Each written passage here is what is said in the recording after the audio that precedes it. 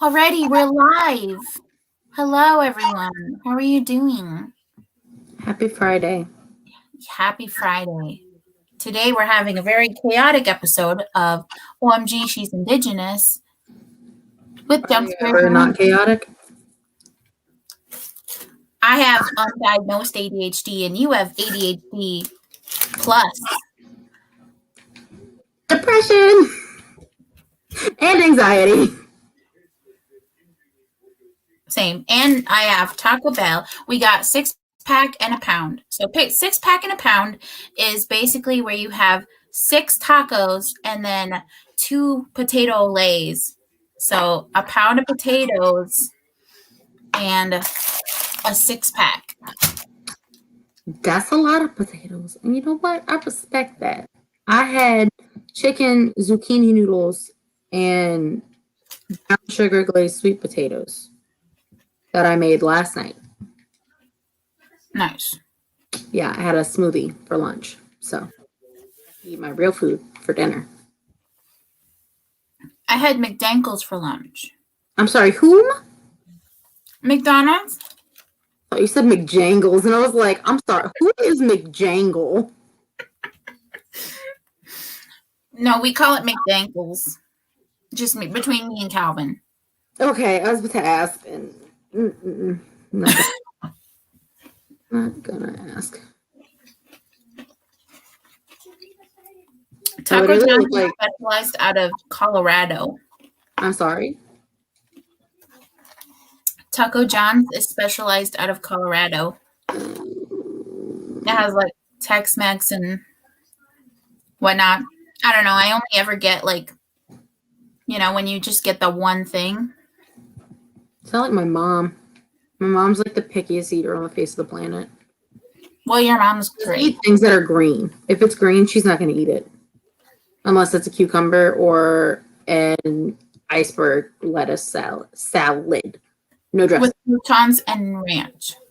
No, plain. Just iceberg lettuce and salt. I can't do that, Mom. It was a salad to me until I was old enough to know better. See, what I used to do is I used to dip my croutons in ranch. I just don't like ranch. Yeah, I'm from the Midwest, so it's practically, it's practically on everything. Ew. I'll just ketchup in my house. Yeah, see, I'm not really a fan of ketchup. Not really a fan of ranch either. I don't outwardly go out of my way to eat ranch. Honey mustard is my favorite type of dressing, sauce, whatever. Honey mustard is also good. But funnily enough, my favorite honey mustard is vegan. I didn't know if there was dairy involved in it, and so I just went and played it safe and got the vegan kind from Whole Foods. So I will have to take you up on that next time. Yeah, because it's amazing. I really like it. And it is just so hard to be dairy free too. You can't really be dairy free and be financially smart because everything is friggin' vegan if it's dairy free. And I'm like, doesn't have to be vegan. It's true. My sister-in-law is vegan, and she lives on a single salary with 3 kids. God bless her. Yeah, she's real good at it. She makes this lasagna. It looks so good.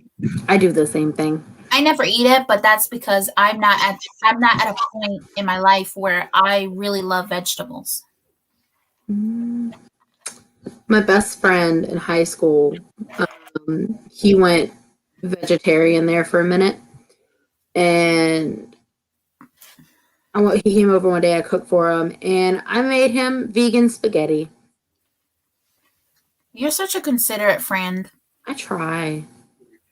I don't know. It's just You're one of my best friends.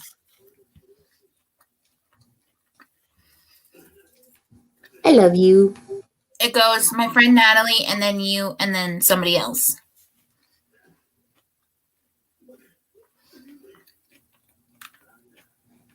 Alrighty then. If anything, you're like she's like 1.A and you're 1.B. It doesn't matter to me. I appreciate that. I'm not good at having favorites. Let me tell you what. I mean, I don't really have favorites anymore. If anyone asks me who my favorite is, I'm like, my husband, who is sitting right next to me at the current moment. We love you, Sam. He's like, yeah, sure. No, he giggled. That's his way of saying I love you too. He's playing video games right now. Are you playing Overwatch? Mm-hmm. Yeah, he's playing Overwatch. Nice. So what did you say, Renee? Does anyone understand the stress that I go through whenever I think I missed a link? Oh well, if I put double there. The same amount of stress that I went through yesterday when I wondered to myself, did I put 2 cups of flour in this banana bread or did I just put 1? All comes out in the wash. I was just like, find out either way. No, I just put an extra cup. I just was like, it's too dry or it's too wet. It's too moist of a banana bread. I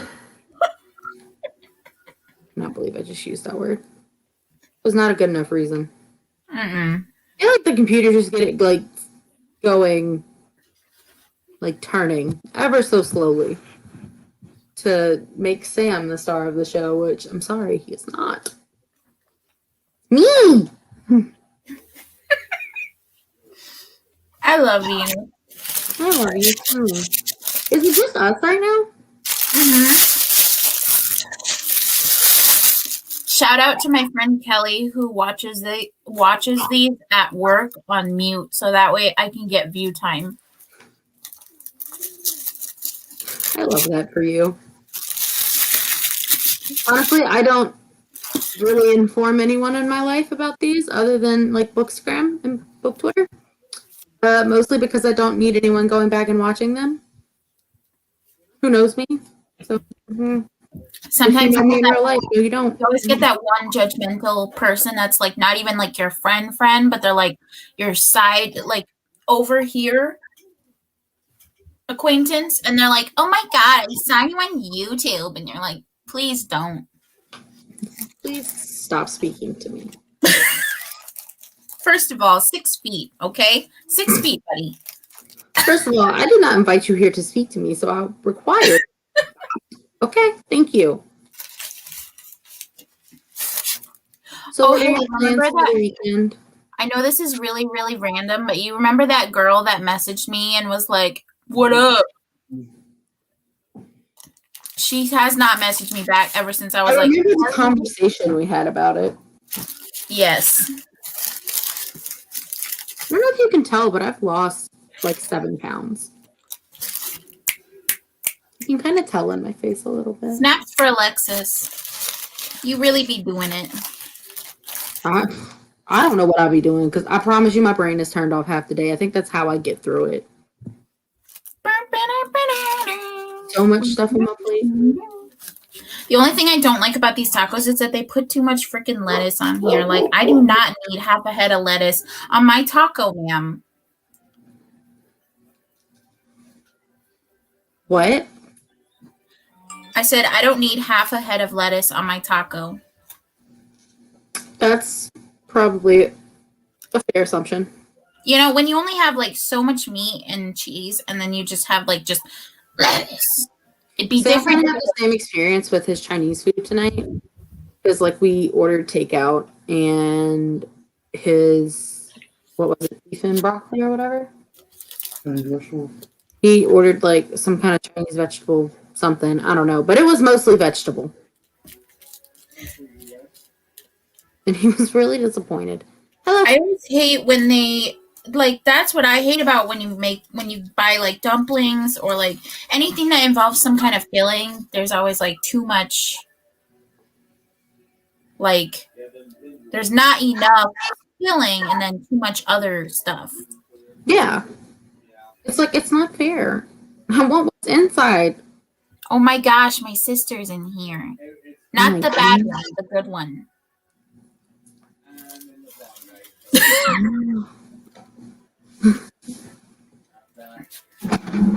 Hi, Joe. Love you. Are you just commandeering my yarn box?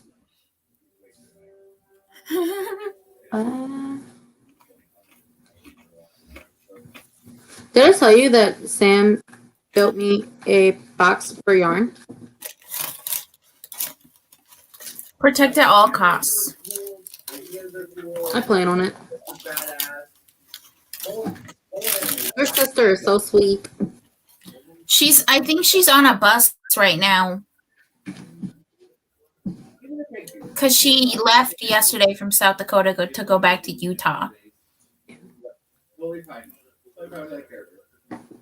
Ah, Washington. That's so sweet. Also, she exposed my nickname online. I'm going to ask you about that later. I can just tell you right now. It was because right now, if you want your business on the internet like that. What are they going to do?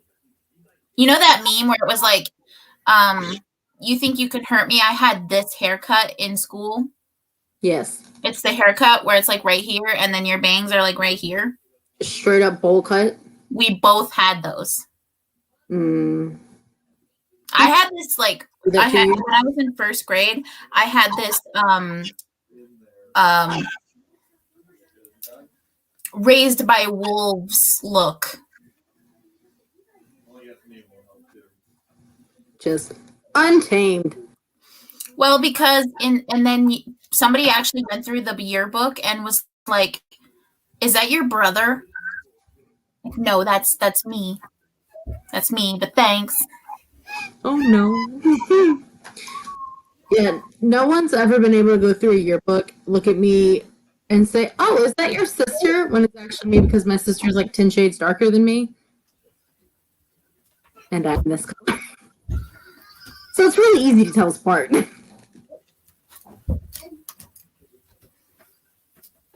But yeah, I also used to blow bubbles into my bottle when I was a little kid, so they call me Bubbles.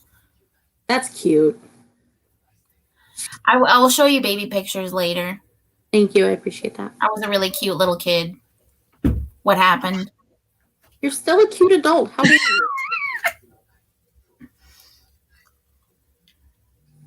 Okay. So how about that TV show? How do you feel about it? I'm frightened. You're frightened?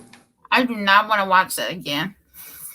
Well, if you do, you're just going to be left disappointed because it got canceled. So we'll never know what happens next. Because apparently, we don't deserve any type of television entertainment. Unless it's Yellowstone. Because it's mostly white people. You know, I actually haven't checked that show out yet, but one of my favorite musicians really likes that show. Yeah, my parents are like obsessed with it, and they watch it every weekend. Like they'll literally just binge watch every season, like twice a month. And I'm like, do y'all have hobbies? Does Uncle Gil Birmingham make an appearance?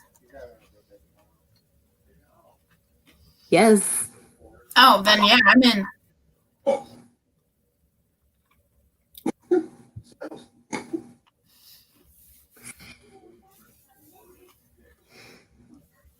Excuse me. I'm fine.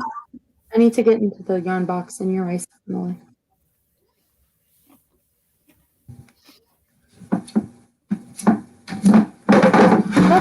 that's on social anxiety. Yeah, be like that. She's really strong though, because one time I threw a book at her head. Sister stabbed me in the leg with a Capri Sun straw, and I have a scar. I'm not kidding. My brother shot me with a BB gun once. My brother suplexed me onto the couch one day, and that hurt like. He He watched way too much WWE. All little boys do for some reason. One time my brother came up behind me. He went like this, and just cracked my neck. I'm like, you almost murdered me. Someone would have died that day and it would not have been me. Yeah. But yeah, it was okay. We had cushions. They used to literally just go WWE on each other. Okay, so my favorite memory I have with my brother is the time he taught me the most important phrase I ever learned in my life. We were playing Madden on PlayStation, my dad's PlayStation, and I'd gotten up. I was sitting in a suitcase, top of the ottoman in front of the couch. And I got out of the suitcase, went to grab something at the kitchen, came back, he's sitting in it. And I threw a fit and I was like, get out, that's my spot. And he goes, well, you're on your feet, you lose your seat. So every time he got up and I sat in his spot, I would just throw it back at him. And I haven't stopped doing that to this day. And he is 26 and I will be 24. That is so wholesome. 27. I'm sorry, my brother's 27. Just kind of had a moment there. I'm only 1 year older than your brother. It's incredible. So now I'm the oldest. What up now, bro? Do something about it. Yeah, I will. You need to cry about it? Probably later.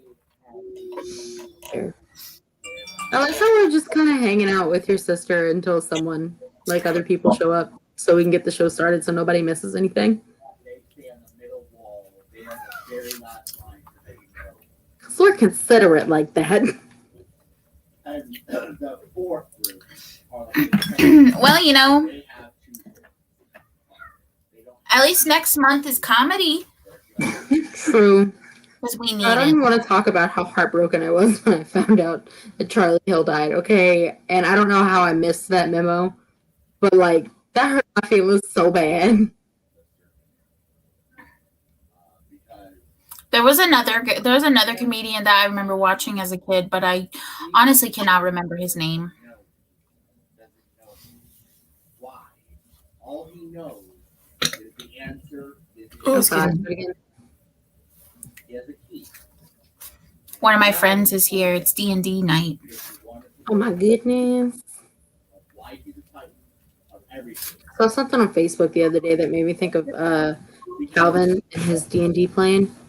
And I wanted to send it to you and tell you that I wanted to buy it for him. You have him as a friend on Facebook. Huh? You have him as a friend on Facebook. Yeah, I had him on Facebook before I had you. Then why didn't you send it to him? I don't talk to Calvin like that. Well, I mean, it's a free country. I know. Hello, friend.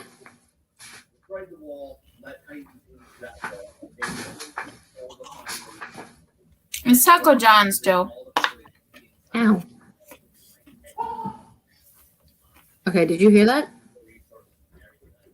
The ghost? Okay. No, it was Sam Oh. hollering about I don't even know what.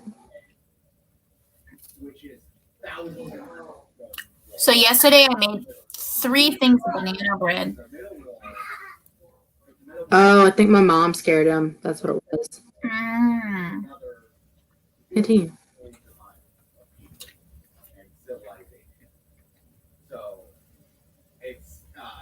He's looking at me. It's kind of creepy. Spooky. Tell me why I turned that corner and mom was just standing there in front of the mirrors. Why is she like that? Scared the piss out.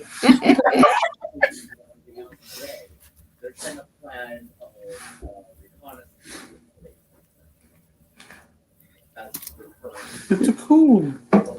Oh yeah, Michelle, congrats on 1K. Me? Special lifting you. Oh, thank you. Somebody's famous.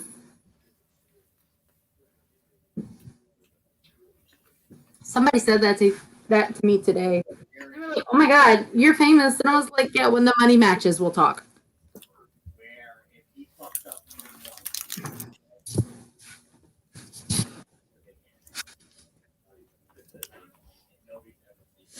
The profile picture looks really familiar.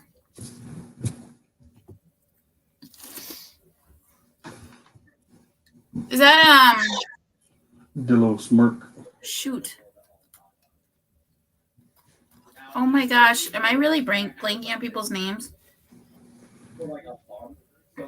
I think so. Um, and that's where Roxanne. Okay. Is that Roxanne or is it somebody else? I'm so sorry.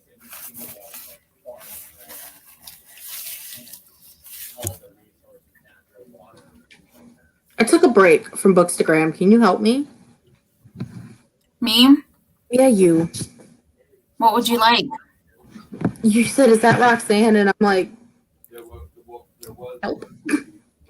Oh no, I worked with a girl named Roxanne, and she used to come over to my house to D&D, and she made really, really awesome cakes, and I thought that was her. So I don't know if that's her or not.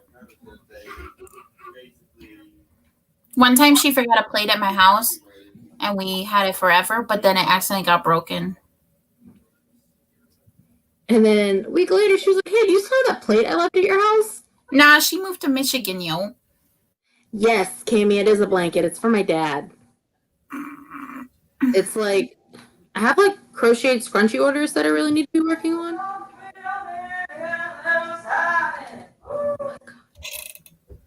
I love your mom. Yeah, she's a character. But yeah, my dad asked me to make him a blanket, and I had like a couple of scrunchie orders I needed to do, but then he asked, I do. and I couldn't say no. So here we are. This has been like 3 weeks, and I'm not even close. Like a 6.5-foot long blanket because I got distracted when I was doing my foundation chain, and now it's too long. It's okay. You'll fix it or whatever. Add on to it. Who knows? I don't know what I'm gonna do You because got this. I'm You know not what? even He's gonna be so happy that you did it. He is. I showed it to him the other day, and he was like really happy. And he told me I needed to put like a leather stamp at the bottom corner with my initials on it. Sorry, my phone buzzed. My mom and Debbie made one for a Christmas present. It's like my favorite blanket now. I love it. This one's like super warm, so I like working on it because I just kind of pile it up in my lap, and it keeps me comfy. So you're comfy while you're making something comfy for someone else. It's a lot of planning, a lot of getting into tight spaces, and Hold on, my friend texted me. She's like, "I made a Twitter because of you, and now I don't know how to join the live. Help me." And I'm like, click the link.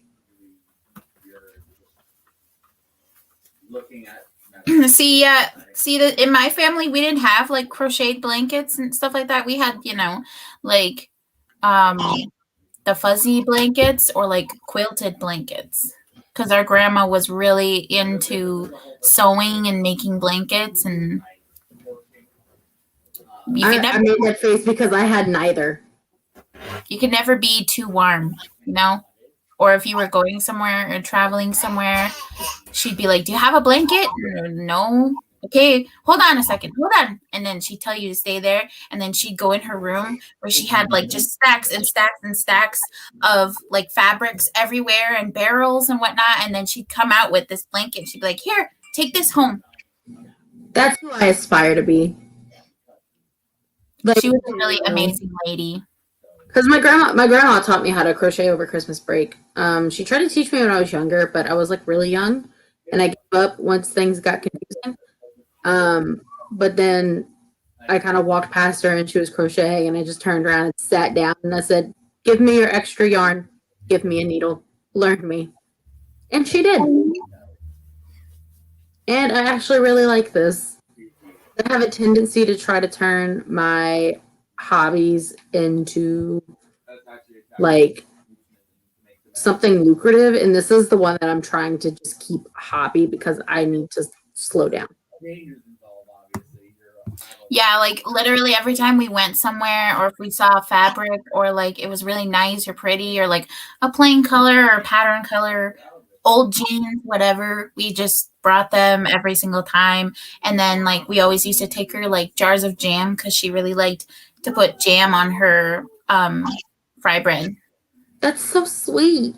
Like she just used to, every time you saw her, she was at the kitchen table sitting there and living on tea and fry bread and buns. Look at me.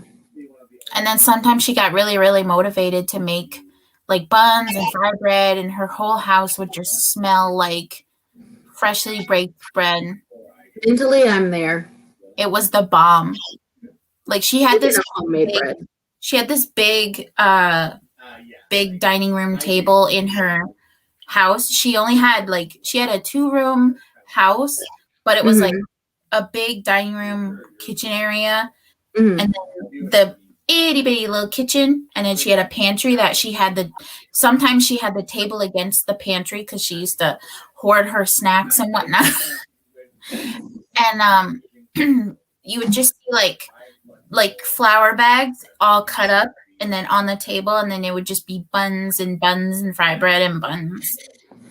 Again, mentally, I'm there. Physically, I'm here. It was always warm in our house. That's so nice. It was the best. You never know what's going to, the cool thing, you have to do anything at any point. Can't relate at all. It was literally like the only reason why I liked going out that way. You like that kind of stuff. Fair.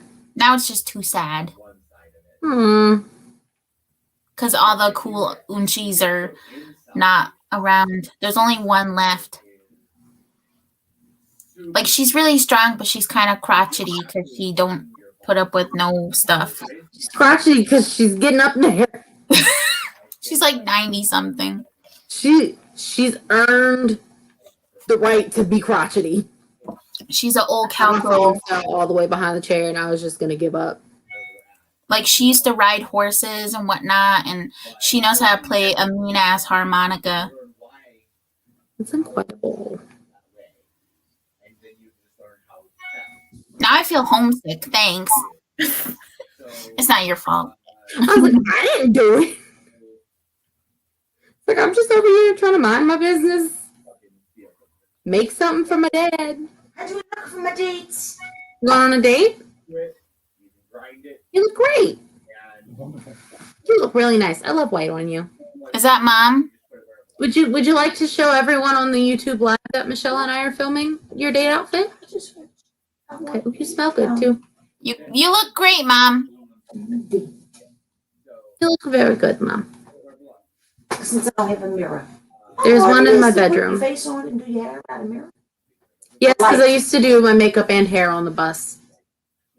That's in the morning.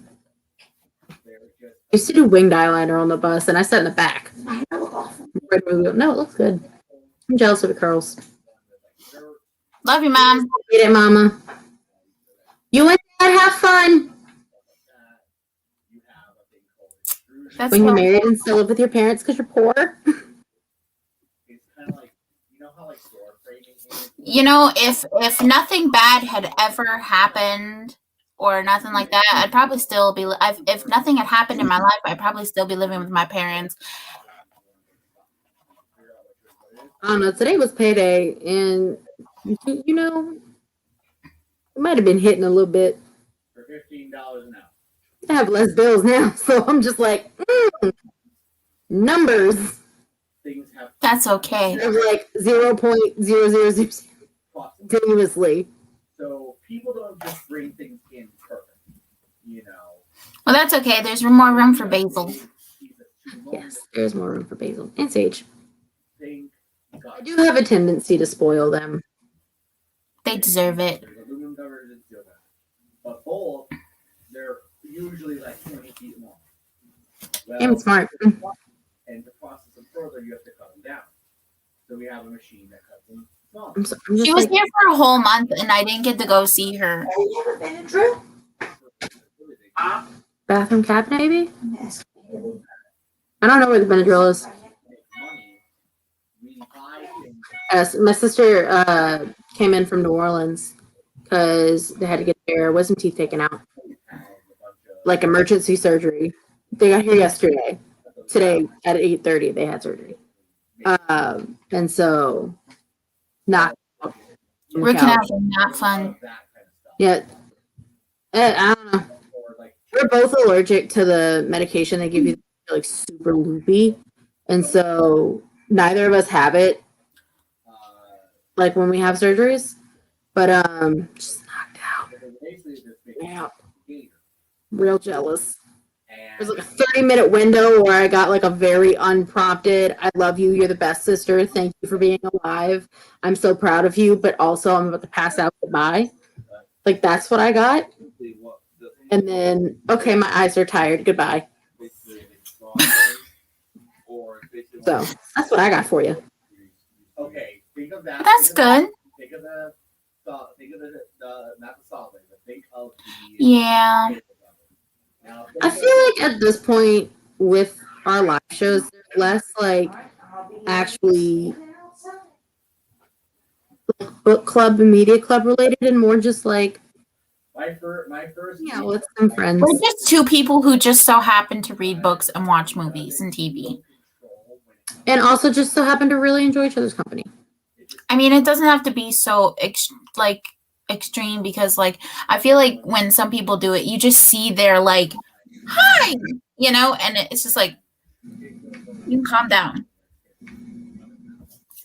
I feel like some people are a little too like formal, or they just put on like this exterior where it's like you don't have to be so, you can be relaxed.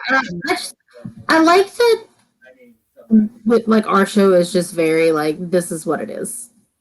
I like being chill. I finished this taco, but I'm gonna eat this later. That's up to you for my real estate. I still have my Olays. I think my tummy was bigger than my brain was, or my brain was bigger than my tummy.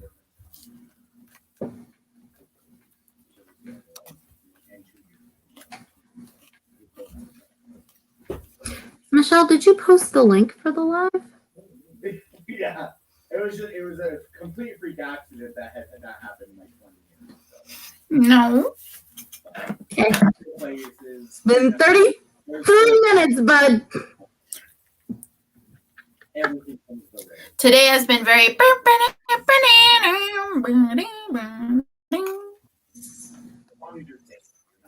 You're just gonna have to excuse me.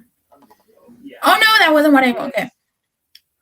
There's two things. There's a before you get fully. It's okay. Joe likes our casual booktubes. And that's what matters. It's 3 months long. You get paid $15 an hour to do it, and you're not truly hired on. But So this evening or this afternoon, one of our really good friends tried calling us on the group chat, and I answered, and I saw 3 seconds of our friend Ren's face, and it gave me a whole life. Boost of serotonin. Yes. I get it. I was eating like my chicken and stuff while it was happening, and I was scooping a fork full of food into my mouth, sitting here like this. I was like, you're like, nah, it ain't happening. Just watching it ring. I wasn't gonna do anything. I wasn't gonna press deny or anything. I was like, just go, leave. I was in the middle of a TikTok move. Yeah, because right now we're under an overtime stage, so. Yeah, the other day I was feeling bad, and then I remembered that Ren posted this picture of him and an author, and I don't know why, but it was just like I just projected I was really sad, but then he made me feel less sad on him, and he was like, I care about you, bud. Right? Sorry, I was showing Sam something. It is okay. Okay, now I'm going to retweet that. Oh, no, not that. Okay. No, I'm, till 8 hours. Like even right now, Do you ever get, like your anxiety kind of like chimes in and you're like, you're terrible because I haven't really spoken to my real estate agent since like October. And then finally we're kind of financially in a place where we are kind of able to like look for houses more seriously. And I just all of a sudden popped back into her life and I was like, hey, long time no talk, but here's this house we really want to see. And when I texted her, she texted me back literally the exact same. She was like, I was in the process of sending you that exact house. So great minds think alike.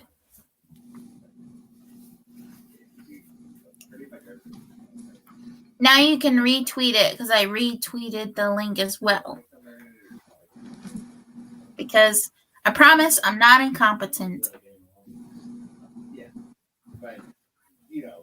Hey, but there's 2 people here. That's like, there was a thing where it was like, yeah, you might be sad about your view count, but imagine if X amount of people were actually in your room at the time you were doing it, looking at what you were doing, and I'm like, I feel so bad because I'm like way too scared to scroll through the comments on your like YouTube videos from our lives once they're posted because I'm like, I know I'm annoying, girl. You don't need to tell me. I think we only get like 2. And they're always supportive, and I always delete the ones that are not. And there haven't been that many. There was on my video, there was a guy that was trying to get me to read his Gothic something or another. And then we had at least one bot that was like, I want to be your girlfriend. Click this link. And it's like, sorry. Get your prawn away from me, you heathen. That's gross. Yep. Like, no thank you. No thank you. Politely. No thanks. We're not interested. Also, really sad that Trickster got canceled. If you're inside, that's super true. If you're outside, not so much. Just because he's like basically. See that Twitch? I hadn't even started the show yet. Me either.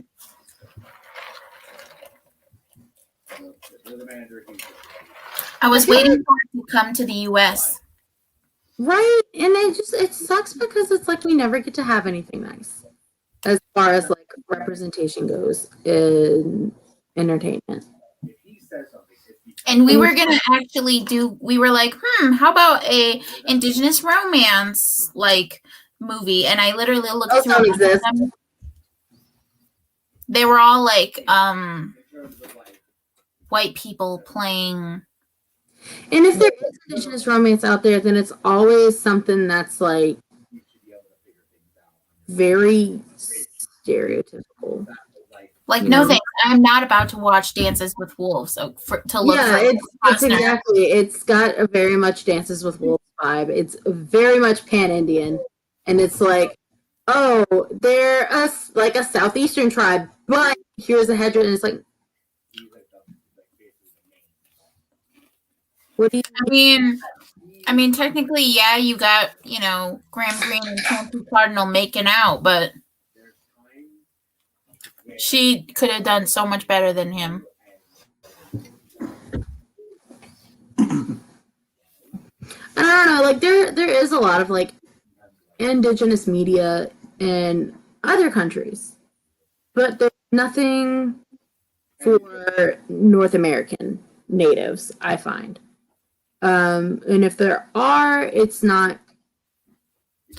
Like you had Mr. Pierce Brosnan playing a native. He's flippin' Irish. Yeah, I buy guys like level 16. I don't even. Joe. Okay, can I just say, I've never actually fully seen Dances with Wolves. We used to watch that movie all the time as a little kid because some of the filming was in South Dakota and it was so like legendary, and they had like the South Dakota Film Festival, and Graham Greene would visit sometimes, and We don't leave these boxes around. We don't do this. My grandma used to watch it all the time. She used to tape it when it was on TV so she could watch it after it went off air. But I was always too busy reading. Here for like 10 fucking years. And no, I've not watched Apocalyptico yet. I don't really watch a lot of TV or movies nowadays because I'm busy. Somebody that will actually applaud it. I'm mostly just trying to catch up on reading. Like, I haven't done anything. Yeah, I have a live show tomorrow, and I was supposed to read Legendborn, but like I've had such a slump / lots of thoughts head empty that I just did not get to it. The audiobook for Legendborn is really good. I'm listening to it right now, and I really, really like it. I really wish I could do audiobooks. I actually tried to listen to Islands of Decolonial Love. I listened to the whole entire thing. Could not tell you what it was about.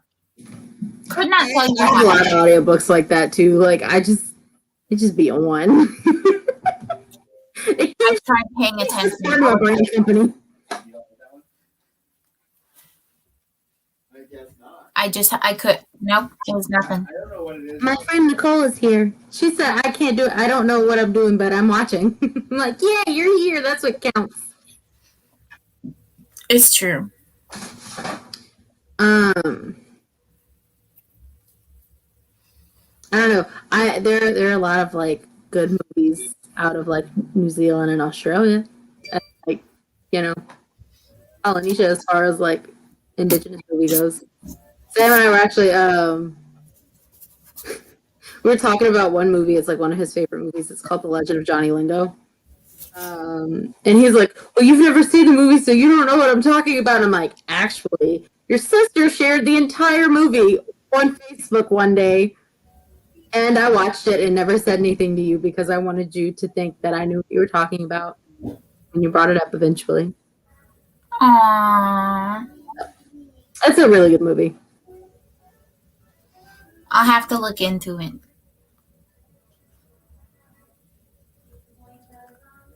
Did you say? Oh, okay.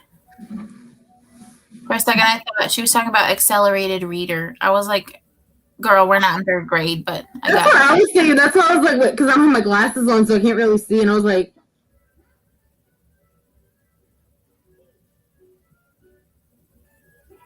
nice. that's nice. I wish we had stuff like that for my tribe because, like, you know, I grew up disconnected. So I don't really have, like, a lot of elders to ask as far as, like, traditions go. Makes me sad. The only thing that it's not their fault, but at the same time, but like a lot of Lakota is gendered in ways that, like, you know, if you have the ending of something, so like when you say how Kolapi is like, the I is like the male ending, you know, and there's no female ending. It's the male that addresses the female first, or like the other person first. So I'm like, where's your female greeting? Where's your gendered greeting? So some of that is kind of like, you have to just take it for what it is and like try to work with it. And that's like the only thing that I kind of dislike, because it's like, you know that your tribe had non-gendered people. It's just, you know, colonialism at its finest, eliminating that factor. Yeah, and it's like, I know in Cherokee we don't necessarily have like a lot of gendered language. Like, we have obviously language for like, you know, man, woman, he, she, you know, stuff like that. As far as like pronouns go, but as far as for greetings, it's osio, like, this is what it is. Kind of like how in English it's very,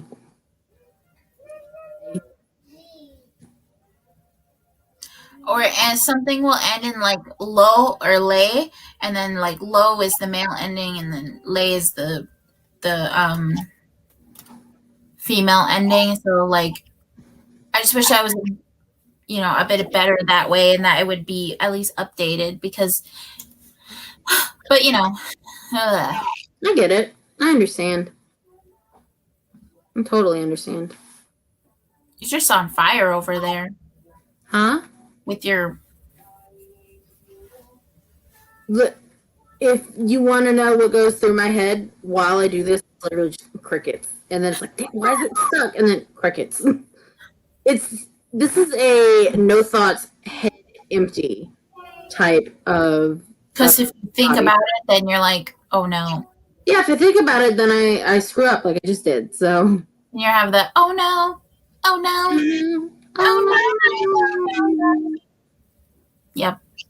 Mostly, I'm just thinking about the fact that I'm about to run out of yarn and I don't have another skein of this Did color. you like the TikToks I sent you? I haven't watched them yet. Oh. I was busy. Sorry, I had to like. I was sitting in my recliner sideways, so I was like sitting cross-legged.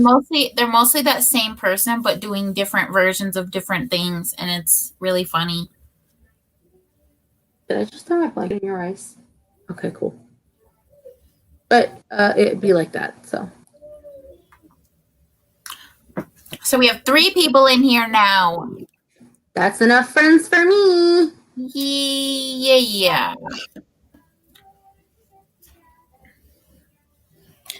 Yeah, that show was very frightening to me.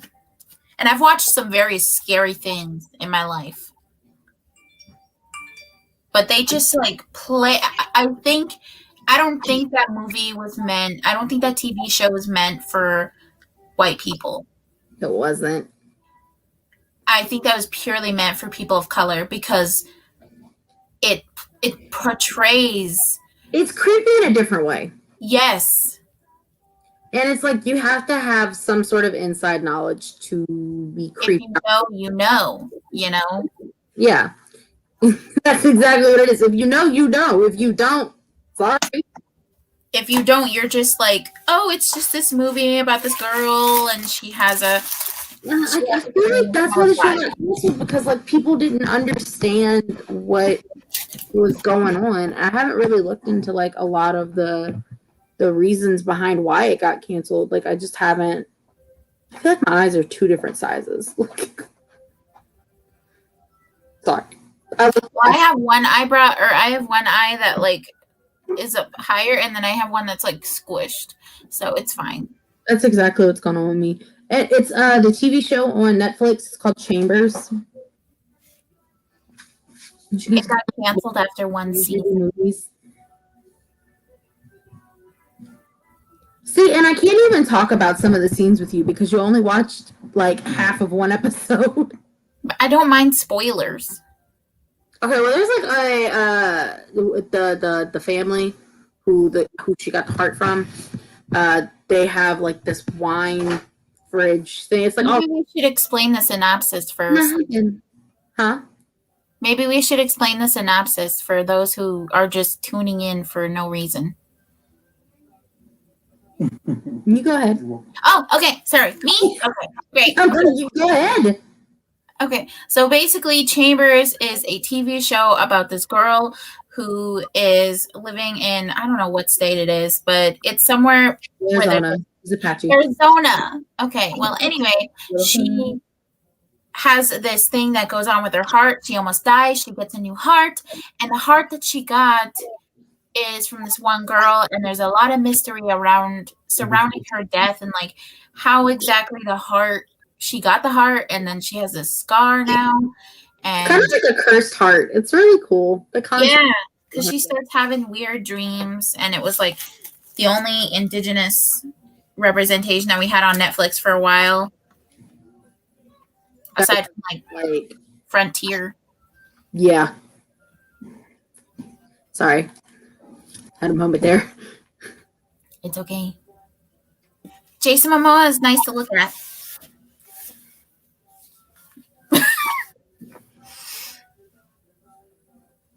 It doesn't have. Okay, so speaking of him, when I saw Aquaman with my parents, I didn't tell Sam. We were still long distance at that point. And for those of you who don't know, my husband is Samoan. Jason Momoa is Hawaiian. And told Sam asked me what I did, and I was like, oh, I just went to the movies with my parents. He's like, oh, what'd y'all see? And I was like, Aquaman. And he goes, wow, you really went without me? I was like, yeah. He goes, wow, okay, you didn't tell me? And I was like, mm-mm. You just wanted to watch a Hawaiian guy on screen and not tell me about it? Maybe I did, maybe I didn't. I don't know. I just feel kind of proud knowing that at least there's like some Indigenous representation, even if, you know, he's not Native, he's Hawaiian. Well, yeah. Pacific Islander representation. Yeah, because I know he's supposedly like Native as well, but there's never been anything to back that up. So that's a whole other up in the air, we don't really know type of thing. So I don't really know. Only Creator knows. Oh, only Creator knows, and honestly, I'm not gonna argue with him on that one. As he should. He's a beautiful man. Yes, he is. Anyway, back to the point. So anyway, first episode, she has this heart thingy, and then she wakes up like, what was it, 3 months later or something like that? Maybe. It was a while. They didn't really have a date on that. But anyway, she goes back to school and like still talks to her friend and like tries to talk to her boyfriend. Unfortunately, she was trying to do with her boyfriend when that was happening. And so I was like, no. He's a little traumatized. Poor dude. So I'm sorry, I always thought that part was funny. I was just, I don't know. I have my thought. I'll tell you my thoughts when I'm finishing the synopsis. So, it's all about her and like figuring out the heart thing. But like my very first thought was when she was all happy. And I hate the fact that I thought this because I didn't know anything about, you know, whatever. My first thought was, oh no, not missing murdered Indigenous woman going out and never being seen again.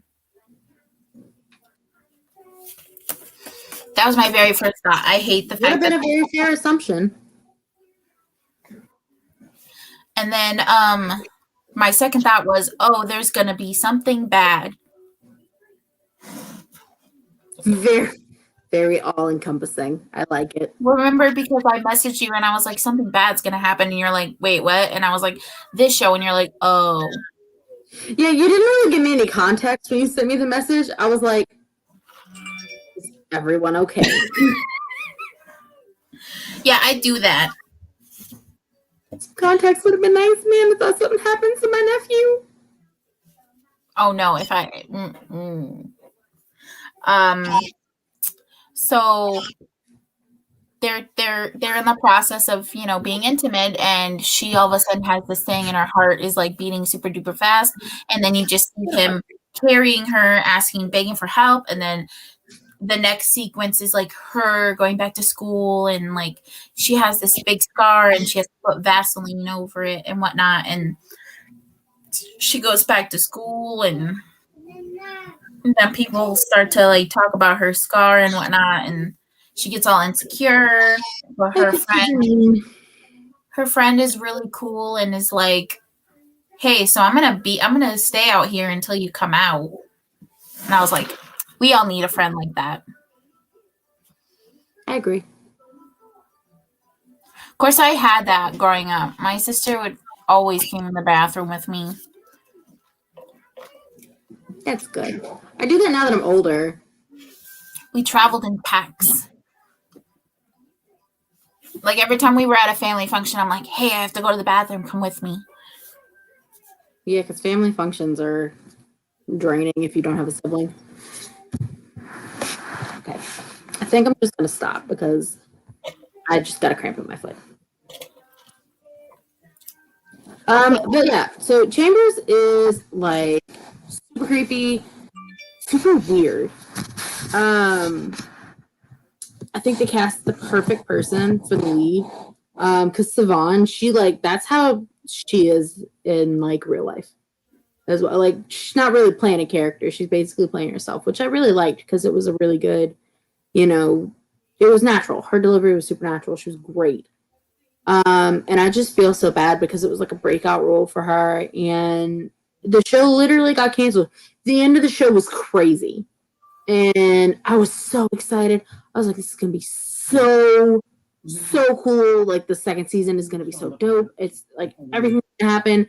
And then Netflix was like, "Chambers canceled," and I was like, "You can suck my dick, Netflix."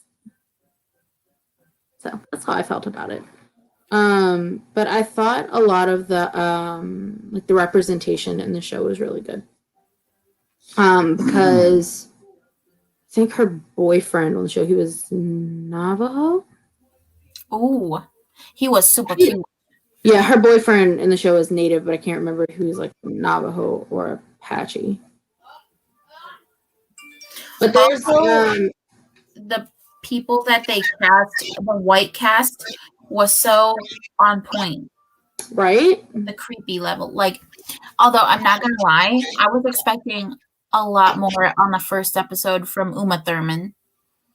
Because like I've seen the stuff that she's done in the past.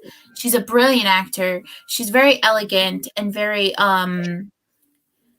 bourgeois, you know, like she's very just Yeah, there's Uma Thurman is like a different level. She's kind of like an enigma. She's very ethereal. You know, like you look at her and you're like, I know that's a real person, but at the same time, like I'm not convinced. yes. But like, in the best way. I think she's freaking rad. But like she gets creepier in the show. Like you really like her at first, and then towards the end of the show, it's just like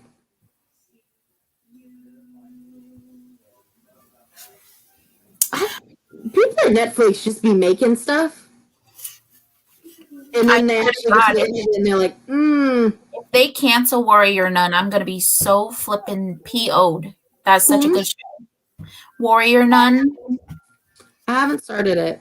It's filmed in Spain. It's about this girl who she was paraplegic when she was alive, and then she dies, and then there's a secret cult, not cult, but like a secret nuns that fight demons, and there's a thing called a halo, and the halo is in like the leader. Well, the leader dies, so the woman takes the halo and puts it into the dead girl, and she comes alive, and then she does badass stuff. Not right away. It's good. All right, there you go. All right. I'm really mad that Netflix canceled is One Day at a Time because that was like my favorite show. Yeah, and now it's on a totally different channel, and I don't get to watch it because I can't get that channel. Wait, so they did what is it, like CBS or the CW or something like that? No, some other network picked it up, and it's gotten like 2 more seasons. But One Day at a Time was a really good show. It was one of the best that Netflix has put out, and they were like, only room. Oh God, no, my computer's dying. There's only room for white people here. They were like, there's only room for one show focusing on Latinos, and that's gonna be Mr. Iglesias. That's what? Have you watched Mr. Iglesias? Just gonna put you down here real quick. Oh, I haven't seen that. Oh, I mean, I love him. I just haven't watched it yet.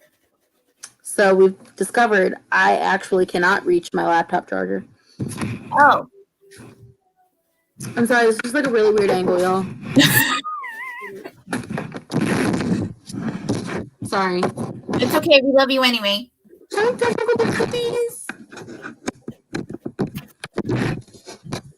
I just feel really bad for the boyfriend because he's kind of scared to kiss her and stuff like that. And because he's obviously he's traumatized because the last time he tried to kiss a girl, she almost died. He's like, is it me? It's me, isn't it? It's like, no, bud, unfortunately. As much as we would like to blame men for this one, it wasn't you. Nope. It wasn't. But I really do like the play on the how nature makes an impact on the show. Mm-hmm. Because it shows a lot of like the desert and sandstorms and like the nighttime. Like, Yeah. my goodness, the Everything nighttime. creepy in that show happens at night. Like, sketchy stuff happens during the day, but once nighttime hits, it's balls to the wall. It looks absolutely beautiful, like absolutely breathtaking nature. I don't know. The show is just really good with a really unique concept that the cast and the content writers deserve so much more time on. Because I feel like nowadays, when it comes to a lot of entertainment, all anybody wants to do is remake things. And Not gonna lie though, some stuff deserves to be remade. some remakes are incredible and it gives that show its chance to actually shine. But at the same time, like there are some remakes that you just need to let burn. Like Pet Cemetery, you should have just let that one settle. Because like that's part of like why I wanted to do like a horror themed show is because I really wanted to talk about, you know, like the Indian burial ground trope in a lot of horror novels. Stephen King does that truly in every book except Salem's Lot, and I think Salem's Lot might have some kind of like no thanks. Arizona sounds cool in theory. She lives out in the desert area like that, out by the. She's told me some very scary stories. I'm like, No, thank you. no, ma'am. I'll stay in the woodlands where I belong. I'm good here, thank you. Yeah, but bad stuff happens in Louisiana too. So, Girl, we just got gators and neutral rat. That's what we got. And if you good and you throw salt over your left shoulder to blind the devil, you're gonna be A-okay. I've heard things. So, I mean, look at Zach Bagans. That white boy is scared all the time. I got my own issues with him. My favorite episode of that show is when they went and they were like messing with ancestors down in Arizona, like on the border. And they got stuff thrown at him and he got freaking domed by a rock from across the cave. Is that the one where they were in that like big tunnel thing? It was like the first season or something, or it was like a recent season. It's something on Hulu. But they went and they were like yelling and cussing and just being really disrespectful towards actual remains because it was a burial site. And it was like a full blown like skeletal remain, like where people go, you know, for ceremony and stuff. I'm sitting there watching the show, like, am I supposed to feel bad for him? Me and Joe used to watch that show when we were kids. There was one time where we had to babysit and the kids were in their room or whatever doing their thing, and we were waiting for pizza because her mom ordered us pizza, and we were just watching it, and it got real dark and it got real quiet, and then the pizza person knocked on the door and we got so flippin' scared. I would have unalived right then. See, that's the thing. I'm the oldest, but yet she acts like the oldest. It's kind of how it is with me and my sister. I'm sorry, Basil was like sitting on my desk chair just staring into the closet for no reason. And like our closet doesn't have doors, and my desk is in there, so there's literally nothing in there. And we're only 13 months apart. That's cute. Irish twins. It's a good time. So yeah, I don't know, like I like Aaron for sure. Like I feel like he's the most respectful one aside from like Billy. But Zach Bagans, I just don't get him sometimes. And he'd be the only one that be feeling that way where he's like, Aaron, I just want to choke you and kill you. Like, bruh. I feel like I want to rip your throat out. I would literally look him in the face and go, I would suggest therapy. Now get away from me. Aaron's like, dude, are you okay? Bro, just chill. Aaron's just like, I feel tingly. Aaron's like, the pressure is kind of like so freaking here. I don't like it. And Zach's like, I gotta eat your first kid. And it's like, bro, what the fuck is wrong with you? Well, there was that episode where he had to be. Remember that episode where he had to be exercised?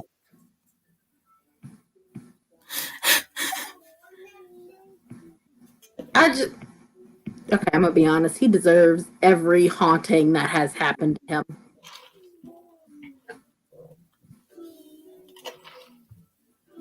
I do like BuzzFeed Unsolved Supernatural though. Oh my gosh. Okay, so BuzzFeed Unsolved, like the channel now, so good. Have you seen some of the documentaries on there? Mm-mm. Oh my gosh. I need to send you the link to one where this guy, he is investigating his father's friend's disappearance. And he actually finds out what happened to this guy. It's kind of sad, kind of weird. Don't really know what to expect, but it's the Demon House, the Ghost Adventures. I'm crocheting my own hair into this blanket. I was like, what is this? What is this strand of hair tickling my skin? It's the hair that I'm crocheting into the blanket. It's okay. You're putting your good energy into it. I'm like, here, Dad. Now you'll love me forever. It's all the same germs anyway. But no, I have not seen Demon House. I refuse to watch Demon House. We do demons. See, my first introduction into horror was actually from Kim. She brought over Day of the Dead to my house. I was like Classic. 14, 15. We only got 10 minutes into it, and I was literally crying and screaming my little head off. I just could not take it. It'd be like that. But yet we watched Ghost Adventures just fine. Because Ghost Adventures is just a lot of bullshit. The second experience that we had was we actually broke the rules. We lied to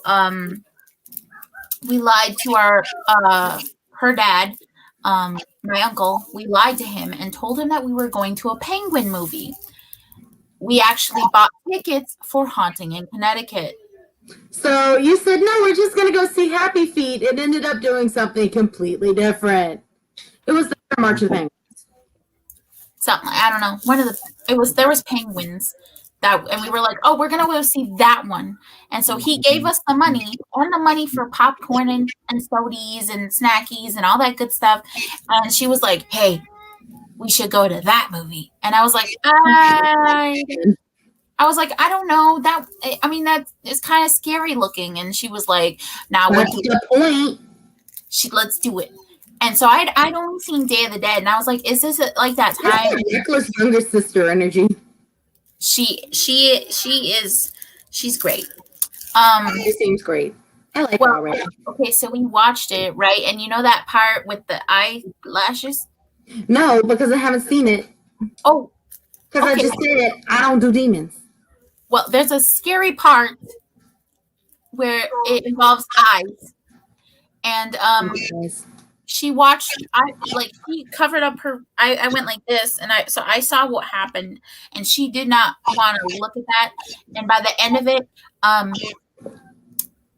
I was like, that's kind of cool. And we were actually standing outside because we had to wait for him. We had to call him on our, standing outside of a movie theater after you see a horror movie is like top 10 worst experience. She actually she was the cool kid, and she had the Razor. She had the Motorola Razor. In silver. Yeah. I did not have a cell phone, so she called her dad, and she was like, "Okay, we're ready to come. We're ready to get picked up now." And I was like, "Yep." Okay, cool. We're supposed to have just seen a Penguin movie. Well, it was funny because I was literally standing outside and I was cold, so I was jumping up and down, and I was like, "Oh, okay, that was a fun time." And she was literally like, hyperventilating, crying, like I'm never doing that again. And I was holding her. I was like, it's going to be okay.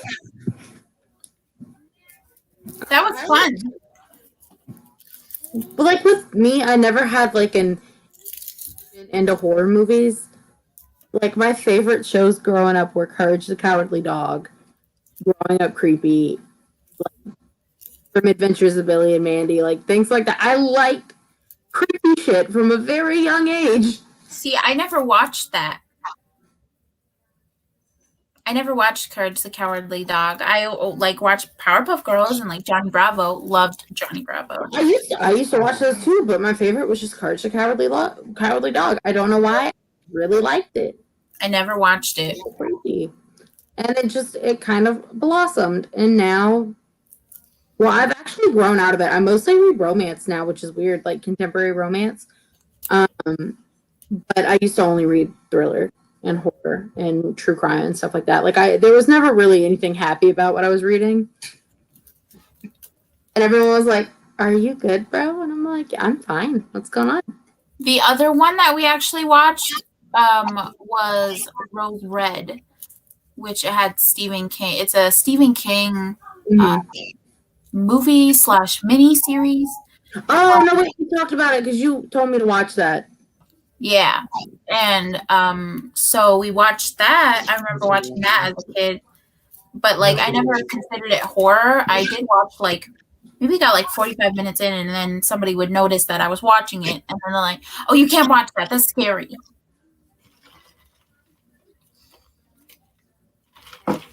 Okay. 5 minutes of it. Okay, it's not done yet. So every time I got to like, Now I'm committed. So now I got to the scary part, I wasn't allowed to watch it. So it wasn't until I was like older that I was like, oh my God, this is actually legit scary, because I checked it out from the library so I could watch it. well, there you go. Support your local library, kids. Yep, do it. The other one that I remember watching was Scream. Scream. I love Scream. It's so campy. That's what It's I fun. like about slashers. Oh, sometimes they play Courage the Cowardly Dog and Billy and Mandy on live YouTube. See, I can't watch Billy and Mandy. I always had an issue with Billy and Mandy like growing up because I couldn't stand Billy's character. Billy was just really gross, and there are like certain things in this world I can't do, and that's like body gore and like bodily fluids and stuff like that. I can't. And a lot of that was like a main joke in the show, and I was like, no. See, we always watched the paranormal horror. That was our thing. So like gore was never really we just never watched that. Yeah, and I'm not a gore person. Like, if you asked me to, because there was a year where I only watched horror movies, like literally 365 days, only watched horror movies. I never got around to watching Hellraiser or Poltergeist or The Exorcist because I couldn't. I was like, I know what's in this movie, and I cannot. We were not allowed to watch horror movies, so that's why we broke the rules. We were also not allowed to watch anime because somebody told my mom that it was porn, and we couldn't watch it. So like Dragon Ball Z, no. No, that's too risque for the kids. Yep, literally. And then another one that we watched was, gosh. Well, I grew up in the South where people weren't allowed to watch Harry Potter because it was witchcraft and against the Bible. Well, we weren't allowed to read that too because of the same reason. So they gave us Narnia. That's fair. I like Narnia. So like I got the Narnia series from my doctor when I was like 8.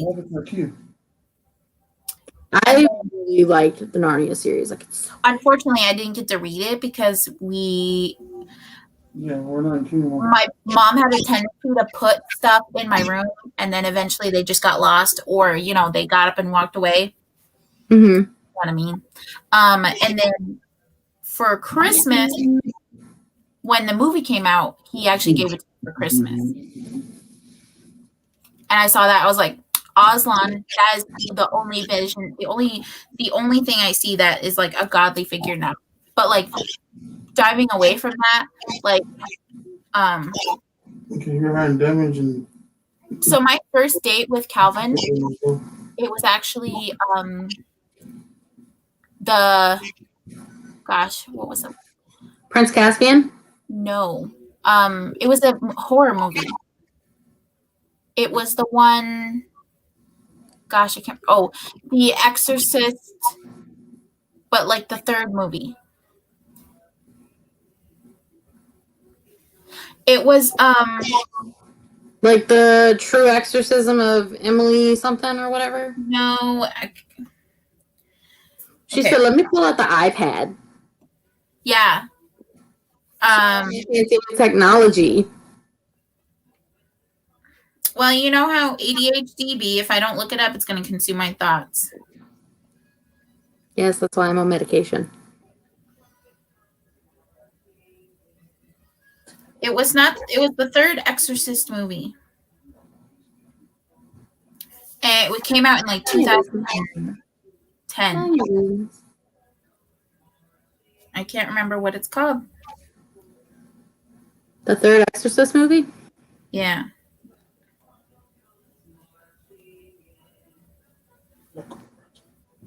Oh, it's called The Last Exorcism. Well, that makes sense. It was the one about the girl in the South and like her dad kept her locked away. And it was like a found footage movie. Something like that. But anyway, that was our first date. And he brought his friend Kyle. I love that for you.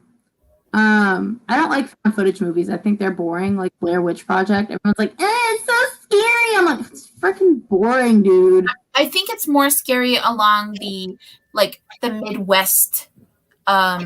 Midwest audiences found that more scary because of the wilderness and stuff, and like they actually thought, like some people actually thought that those actors, it was real and that those actors did die. So I mean, I think that was like more of like the foundation, like the stepping stone to found footage.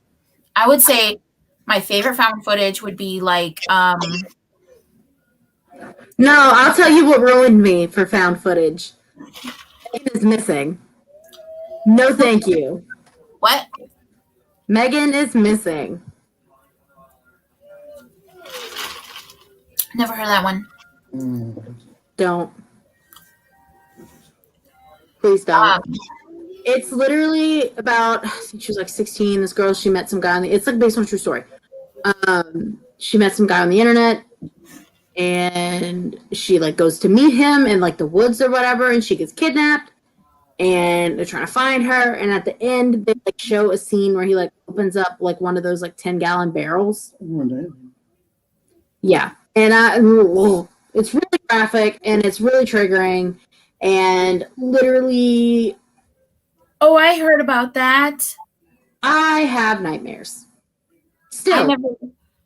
I never watched that. Yeah, I don't recommend it. I didn't watch Blair Witch actually until I was like 20, 24, 25. Like that. Another horror that I really liked was The Shining. That's my best friend Ivy. That's her favorite movie. It's one of my favorites just because of all of the different meanings and the things that you can take out of it. I think like the way The Shining was filmed and a lot of the concepts and film. Didn't that also have an Indian burial ground thing too? That the hotel. Oh yeah, the hotel was built on an Indian burial ground. Like I said, Stephen King has a problem, and I recommend therapy for it because the trope is old. Like, okay, favorite book, one of my favorite, top 5. I love the book. I can't tell you why I do. I just do. Pennywise is like my favorite literary antagonist because there's just something about him. It's so sinister and charismatic. Yeah, right. He ruined the movie, the second, like It Chapter 2, he ruined it. Because all of a sudden it was like, oh, well, this happens because of this weird Indian artifact that you drink from. And I'm like, first of all, no, bite me. Second, I understand why you couldn't put the actual ritual like in the movie theaters because that's a little questionable. But like, first of all, why'd you write about it? And like, no offense, actually full offense, why the fuck would a native community allow some random white dude to just be in the ceremony?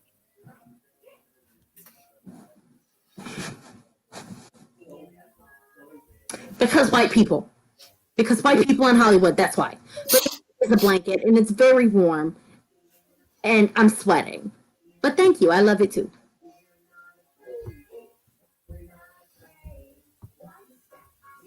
Yeah, well, I mean, you got to see it before I did for Blair Witch. What actually consumed me for a large part of 2010 to 2011 was The Exorcism of Emily Rose and the true story behind that, because I listened to the exorcism audio on repeat while Calvin was at boot camp.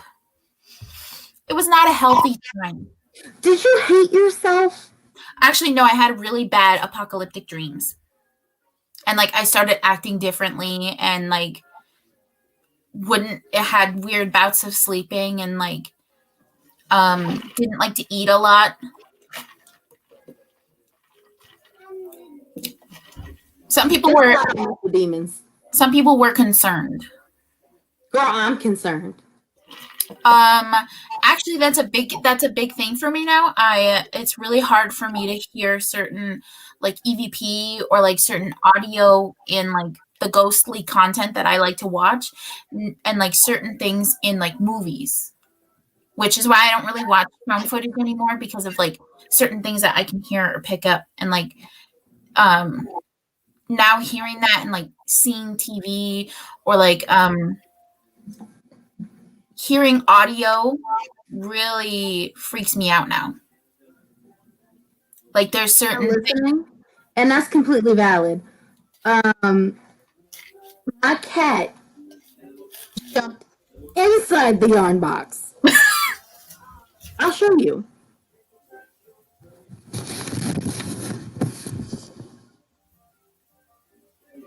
I love you, Kim. This is good. Yep. So yeah. Hello, are you comfortable? Sage. Excuse me. Ma'am. Do you have time to talk about our Lord and Savior Jesus Christ? Joe also hates clowns. That's fair. I'm like afraid of clowns in real life, but for some reason that one just doesn't freak me out. They're enticing because of how they're supposed to look innocent, but they're actually scary.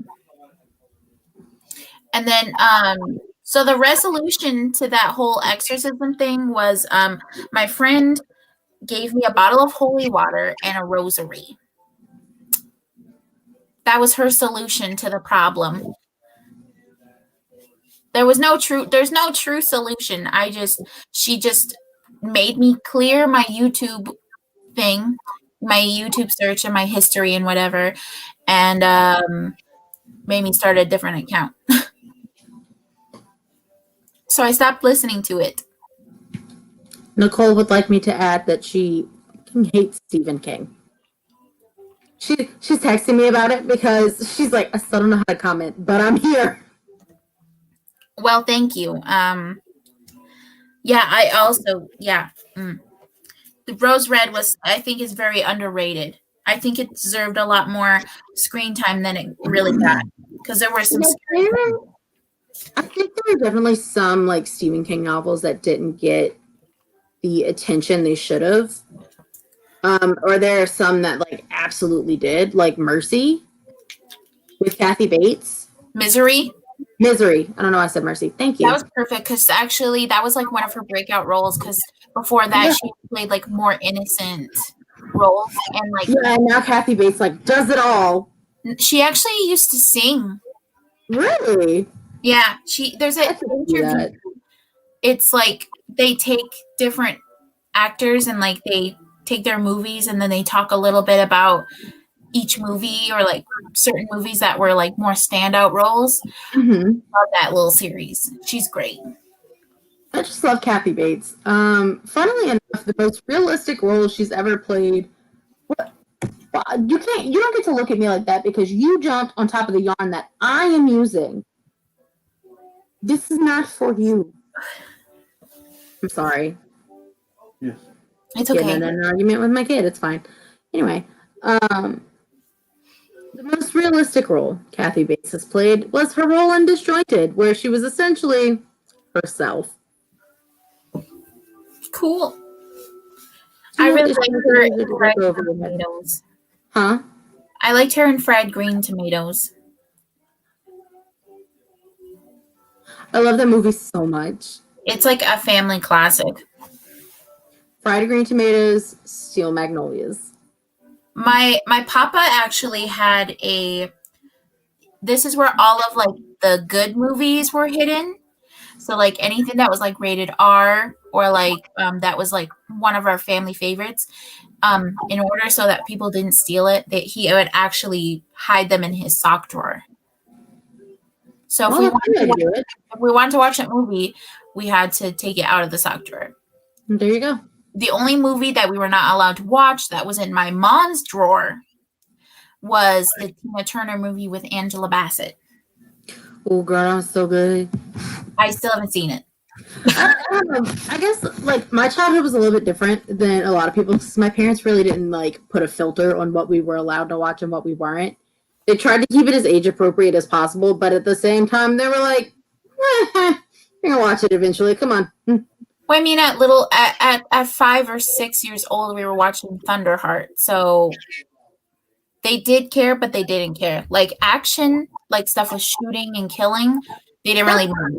Stuff with like more of the sexual nature, they That's did fair. care. That's how my parents were too. So yeah, here we were, like 5 and 6, and we were watching Thunderheart, peak television. There you go. That's all you. In fact,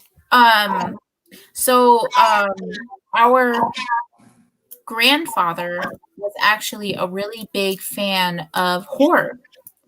And when he was with my mom, because he's gone now, they had a very short relationship. It was not a good time.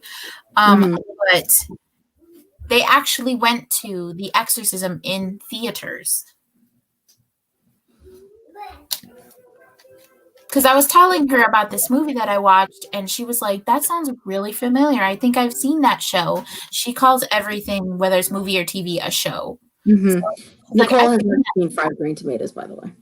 We love Fried Green Tomatoes. She's like, I've seen that show before. And she like told me about what happened and everything. I was like, yes, that was the one. And she's like, oh yeah. She said, I went and I saw that when it came out in theaters. And I was like, tell me everything. Like, what happened? How did people react? And she's like, oh my gosh. She was like, people were screaming and crying. And some people were even praying. Mm-hmm. I don't know. I may not be like, because I was raised Catholic, and I may not be practicing no more, but there are some foundational things in my life that I hold on to from that. And all of that, demons. I don't do it. No, thank you. I'm good. I learned my lesson. I said, I learned my lesson now. I'm sure you did that, bud. I'm sure you did. Now I just watched Nuke's Top 5. What? Nuke's Top 5. Here you go. Disjointed is so good. Nuke's Top 5 is it's a YouTube channel where this guy puts up like 5 different clips of ghostly, demonly, like supernaturally content and like talks about it. It's real good. I like it. Sounds good. I feel like we just totally did not stick to our proposed Well, technically, we're still talking about horror. True. And then with like, but I really wish that there was more Indigenous horror because I feel like we really deserve it. I agree because Like, it's about damn time. personally, I just think that our stories would be super, super interesting. Like, could you imagine The Only Good Indians being a movie? Yes, and I doubt I'd ever see it just because of the body gore. But I do think it would be fantastic. I think what really disturbed me was the one where she fell off the ladder. Yeah, that one got me. I was like, that, and then went, then it moved to the garage. Not a fan of that part. That one, that got me. The rest of it I thought was super cool. It was that and then the sweat scene. That one I was a little if for me. The sweat scene was really visual for me. Like as I was reading, I feel like I listened to it or like I watched it happen, but that was a lot. yeah, because there's just so many stories that could be put into TV or even just like even like a mini series. Yeah, and like you can still tell the stories like within respect to like the rules and traditions like surrounding it. Because like there are some that aren't as bad as, a lot of others. And they're like a little bit more, more out there to talk about. And then there's some where I'm like, can you not talk about that? Yes. And like me and my sister getting like arguments all the time about hold on. About like, oh well traditions are different with different tribes, like, legends and stuff like that. So it doesn't mean the same thing for us. I'm like, I don't care who it means what to. If there is any type of negative connotation behind it, I'm good. So that's how I feel about that. My other thoughts on the episode was the fact that when Ben says something about like, oh, I just wanted to connect skin to skin, that just something about that just like It made my skin crawl. And the way that he like held onto her hand and right? like Frank was the one that had to be like, okay. I go like, yeah, we're gonna cut that off. Like the whole thing just really It just kind of makes your skin crawl. Your skin crawl. Yeah. Also, how about Elliot? He's creeped me out. Or the part that kind of was like was when Ben says, "Believe me, I didn't get to grow up there." When regarding crystal clear crystal, blah blah blah. Whatever. The city, like regarding the city, and he was like, "Believe me, I didn't get to grow up there." And I'm like, not the white man trying to imply that he was poor. Not that I'm more oppressed than you, game. And then also Frank being like slightly guilting her for like something big had to happen between in the 4 hours of blah blah blah and you getting the heart. And it's like, Frank, shut up. It's like, do you even realize what she went through? Like, she literally almost freaking died. Wasn't Frank's whole thing was there was like a ceremony that had to be done and she didn't go through with it, and so something bad happened? I can't remember. Me either. I really liked the jump scare though. Some of the jump scares were really good. Like, I was just scared. She was really good at jump scares. Literally terrified during the entire thing. Like with the mask, where she was like, "You can't let it in you," or something like that. I was like, yeah. Uma Thurman's line to Ben being like, "T-shirt, a jacket makes you look too rich." It's like, we already know you're rich. You can dress however you want. Right? We know that we know that you're bougie. But we know you have coins in the bank. It's okay. It won't kill you. I thought that Elliot creeped me out in a serial killer way. That's fair. You know, because he's just too Sorry. many jokes about him showing empathy. I'm like, I'm concerned about you, buddy. As you should be. Are you ever going to finish the show? Maybe. Okay. Maybe someday. Good to know. I would say there's no point in finishing it, just because. But there is, because then I can talk to you about it. Yes. But, like, okay, so, you know, talking about all the horror Why movies- would you text me about that? I'm so sorry. What? Verbal reaction to a text message. Okay. But, like, of all the horror movies that we have seen in our life, and like all of the moments that we've seen, I don't think that I've ever felt this creeped, like this actually like scared with a white person on screen than I did in this just one episode of this singular moment. You know, because did you watch Get Out I or did watch Get Out. or Us? Yes, I watched them both. And in both of those movies, I was not as creeped out by the white people on screen as I was by Uma Thurman and her on-screen husband.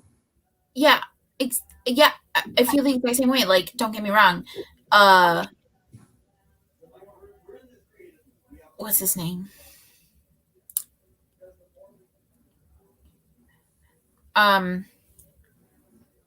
Jordan Peele is an amazing director. Fantastic. Brilliant.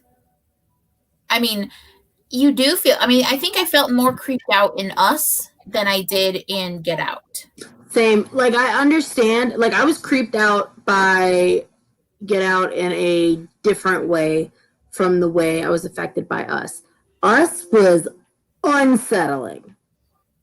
Us also kind of had a weird, like, shaman-y native thing, but I'm willing to look past that one because it wasn't like a huge part of the movie. So It was like a brief mention. It was brief, so I'll pretend I didn't see it. Okay, bye, Joe. You should message me when you get into where you're going. Nice meeting you. But yeah, so. But sorry, but yeah, that was just like Keeping my chin warm. okay. I was wondering what was going on there, but I was like, whatever. But Comfort, like, mostly. you know, Us made me feel unsettled. Get Out, there's something about that where I'm just like, I just want something good to happen in like a good resolution. I'm not really a fan of like ambiguous endings where you're like, wait, so what actually happened? I agree. I'm not good with that. So like movie endings, like with The Shining, I'm like, wait, so what actually happened? But at the same time, there's enough, like, I don't know, I guess enough snacks to where I'm like, okay. Yeah, like there's enough of a paper trail where you're like, oh, I can like kind of put pieces together. But when it's like completely vague and it just kind of leaves it there and you're like, what? That's where I kind of start getting That's confused. kind of how I felt with Get Out and parts of Us as well. But like, there was enough. But honestly, I think that's one of Jordan Peele's strengths when it comes to his movies is the way he open ends the script. Because you can. How did they not think Castiel was?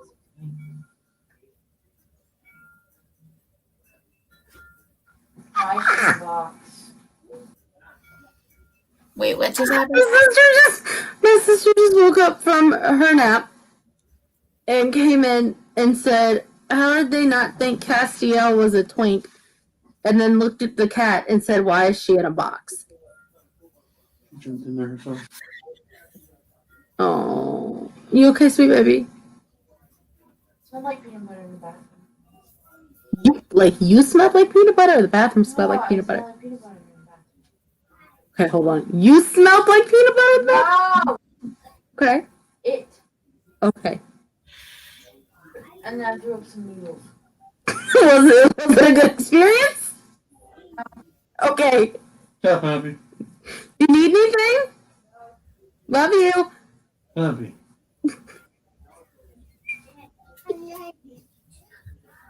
What a banana hammock. She literally just said it smelled like peanut butter in the bathroom, and then I threw up some noodles. Well, was it a good experience? No.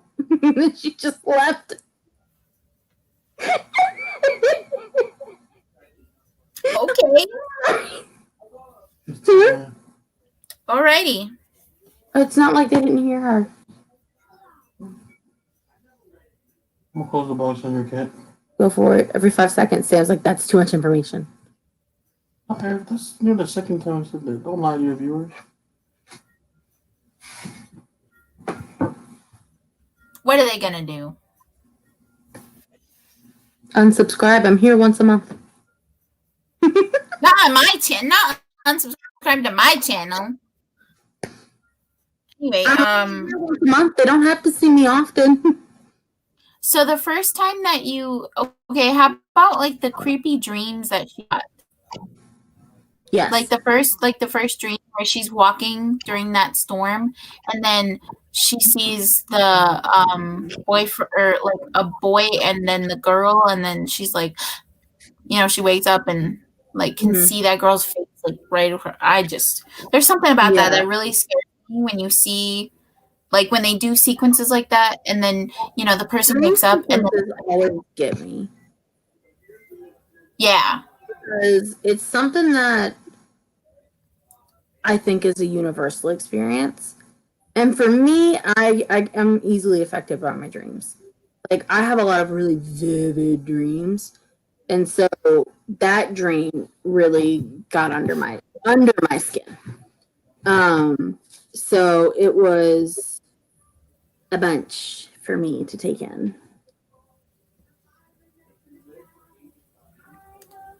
Because sometimes I'll have a dream, and then I'll wake up and I'll be like, what was that about? And then I'll go back and I'll Google like certain elements of my dream. I have this one dream that's like a reoccurring nightmare, and it literally involves a T-Rex and a dinner fork.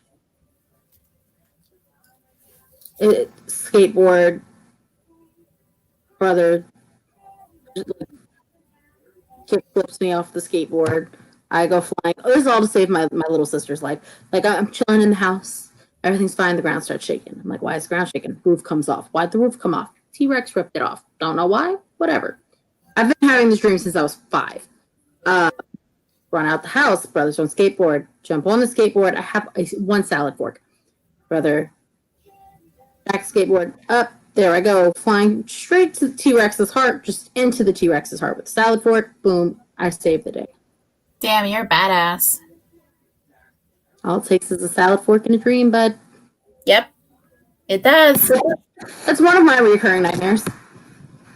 Also, I really, really like, just from seeing the chemistry between the boyfriend and the main character, I'm just like, why is there not enough Indigenous romance? Right? Like, I thought they were so cute. they were. They're adorable on screen. And then,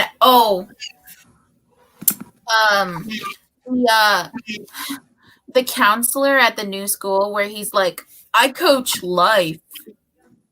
I was like, the counselor to me gives me those vibes, like, yeah, he's hot, but he feels like one of those teachers that always has like some kind of rumor that he like slept with a student or something. Yeah, he's a little too friendly with his students. Just like a little too friendly.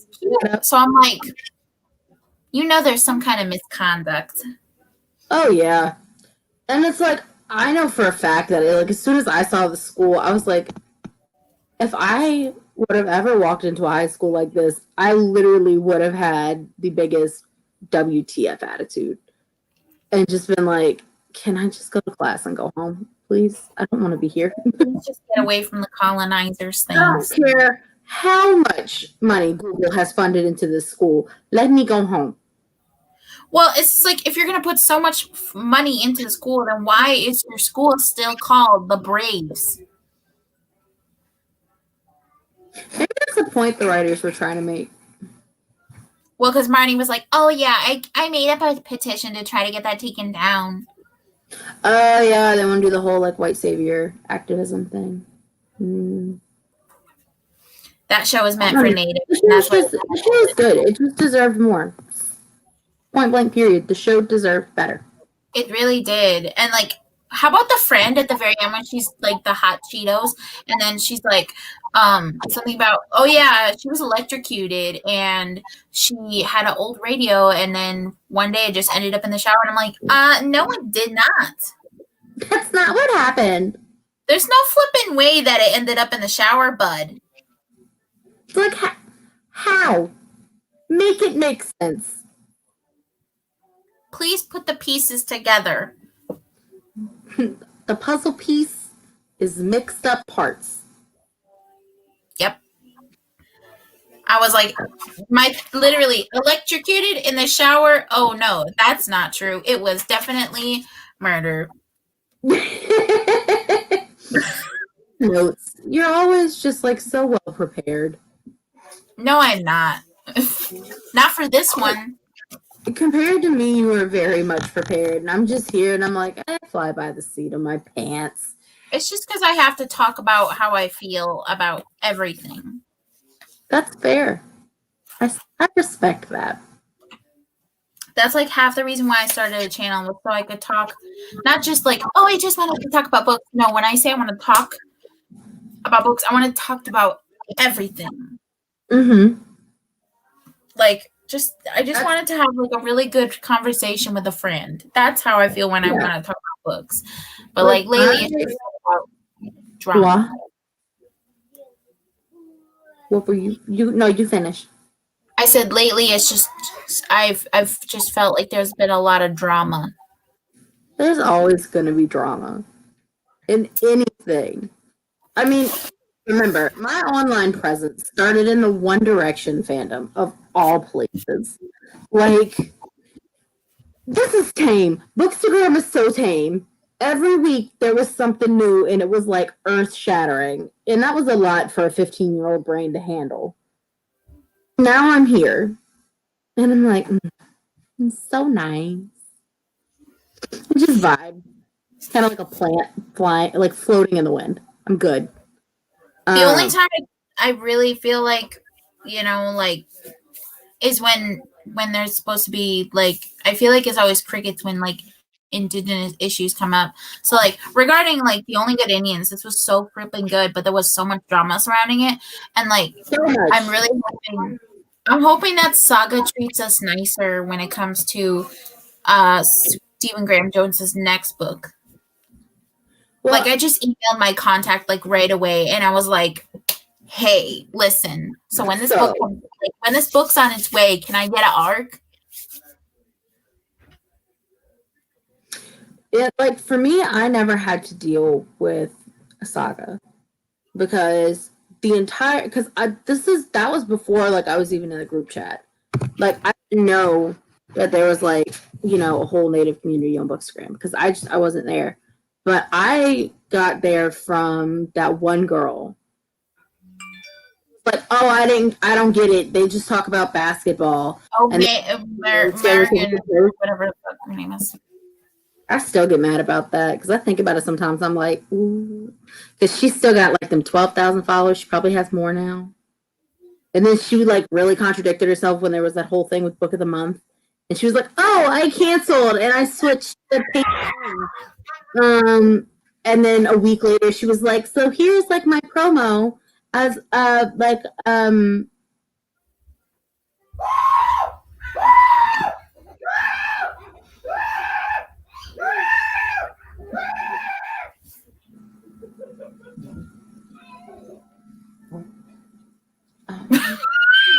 ambassador, as a Book of the Month ambassador.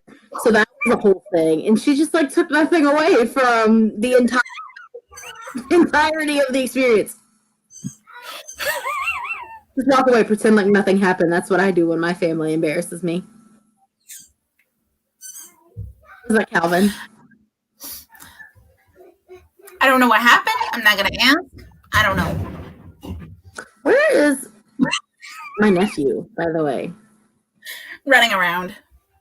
Cool. They're playing with the doggo. I love that. He's laughing. Cute. But yeah, so like the drama surrounding that book is really like what kind of skyrocketed me with my audience. And now your blurb is in a trailer. It's so cool. I'm so proud of you. To think I got here because I was literally bored in quarantine, and I had just finished Crescent City when I started my blog, like started my actual blog, and then I had started my Instagram as well, and I just kind of liked the whole Instagram platform better because I could actually interact with people. And then it just kind of snowballed from there, and I was cool. I was chilling, you know, having fun. And then the drama happened, and I got involved in drama, and then my post got shared, and then it from there, and now my name is involved with promotional material on a book. And I'm guessing my name in Barnes & Noble, which has been a dream of mine for literally my entire life. I haven't gotten around to writing my own manuscript yet because that's a lot of pressure. But I edit other people's that gets sold. So we're good. I'm so proud of you, though. I appreciate it. I think everybody's proud of you. I really appreciate that because sometimes I feel like I'm not doing enough, and then I also feel like I'm doing too much. I'm just hustling at this point. I'm just trying to get better at Procreate so I can start putting out some cool Indigenous content with like drawing and whatnot.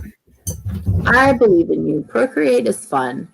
Procreate is definitely a learning curve. Do what? I said Procreate is a learning curve. Like trying to learn. Yeah. I mean, I'm still learning like Procreate tricks and stuff, and I don't really use it for like digital art like a lot of other people. I literally just have it to have it, really, because I like to draw. I think the only thing, this is totally back to the main subject, but like one thing that I hope that we never, like that they don't take advantage of though, is like one thing that I was thinking about like all day today for some reason was like the recommendation of like native dark academia. And it's like, you realize native dark academia is basically just residential schools, right? Like you realize we don't want to think about that. Right?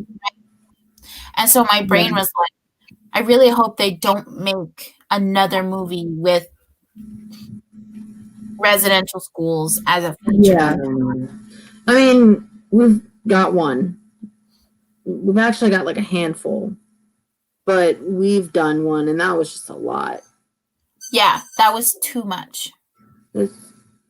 Residential school is a really heavy topic, and it's one of those topics that's like the wound is way too fresh. Like there's not even like a scab formed.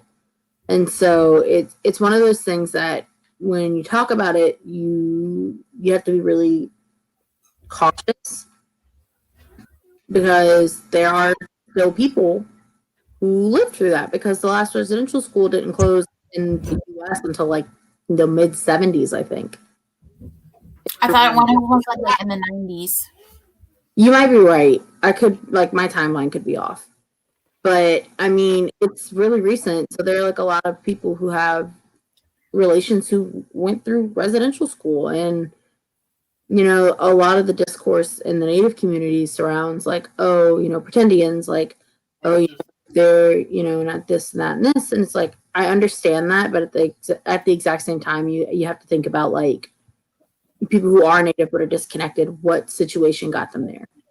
Yeah, it gets brought up quite a bit between our more intimate circle that I'm sometimes I don't bother with that conversation. So I'm like, it's And not my that's a conversation I tend to steer clear of because, as far as I know, no one in my family, thankfully, had to deal with like a residential school issue. We had to deal with like, relocation and separation and discussion and stuff like that. And, a lot of other issues within our family, but we never had to deal with like a residential school history, as far as I know from, looking into my family history and talking to my relatives. Like, nothing about that's come up. So I'm thankful that that's not something that, my family members have had to deal with. But there are a lot of people who have. And it's one of those things. And you can't. And I don't think it's my place to even really have a comment on it because I can't speak from a place of experience or knowledge on it. And so I listen. I read, I listen. But like it does come a point when, because there is a problem with people in there, like, pretending. That whole thing where it's like, okay, at what point do you separate your idealized version of yourself from your realistic version of yourself? And the fact that you're jumping on this bandwagon because, you think people are gonna, have a harder time finding it. And like, just take a break. I don't know why everyone wants to be native until it's time to be native. You know what I mean? Like with the whole Standing Rock thing, like everyone who's like, oh, my grandma's a Cherokee princess, as soon as Standing Rock happened, it was like crickets. And so, it gets me. It's one of those things that I don't understand and I'll never understand. So it's definitely something like I have my own thoughts and beliefs and issues with. I definitely agree. Yeah.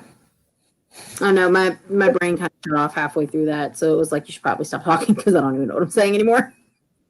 Oh no, I mean it also kind of ties in with, I would say, like certain elements of that, of just like the uncertainty also ties into like Indigenous horror, because it's like, how do you as like a as like a travel director or whatever, like how do you go about that into not only just talking about Indigenous struggles, talking about all of those different things in one movie or a TV show. Yeah. How do you do that while still being respectful? Yeah. And it's one of those things where, like, if you look more into Indigenous history, like if you're not Indigenous, you don't know anything. If you look into it, basically that's a horror movie in and of itself. It's that dystopian, loss of culture, loss of masses of people, loss of family. It's technically its own dystopia. And so, well, and see, that's the thing, we're already living our post-apocalyptic life. Exactly. And I think that's the thing that a lot of people struggle with when it comes to like Native communities and Native people, is that they think, oh, it's one monolith. Everyone Native has to look a certain way. You and me look completely different. But that doesn't equate to being more than the other. And so everybody thinks natives are all supposed to be, super dark with long, silky black hair and big brown eyes and all of this stuff. And it's like, some also look like me. We've covered that topic for years. And then everyone's like, oh, if you're native, you live on a res. You have family, on a res. It's like, no, not all tribes have reservations, first and foremost. And, it's, so people have trouble separating that out and realizing that, people can live different lives. Your ethnicity doesn't necessarily dictate what your, I guess, cultural life ends up being, because that's based on your parents, and it's generational and systemic. So it's like this whole thing. And I think a lot of the reason people have such a hard time trying to adapt like a native romance is because it's niche. Yeah. You know, like the the topic, the subject, the cultural nuance, it's all literally subjective and regional. And if you're not white, if you're not white, if you are white or you're not native, you're not going to get it unless you grew up around other native people and you had native friends growing up. Even then you still won't get it. Because Yeah. It's not relative to the experience. Indigenous horror is a lot easier to break into as far as genres go and as far as like stories go developmentally, because there's so much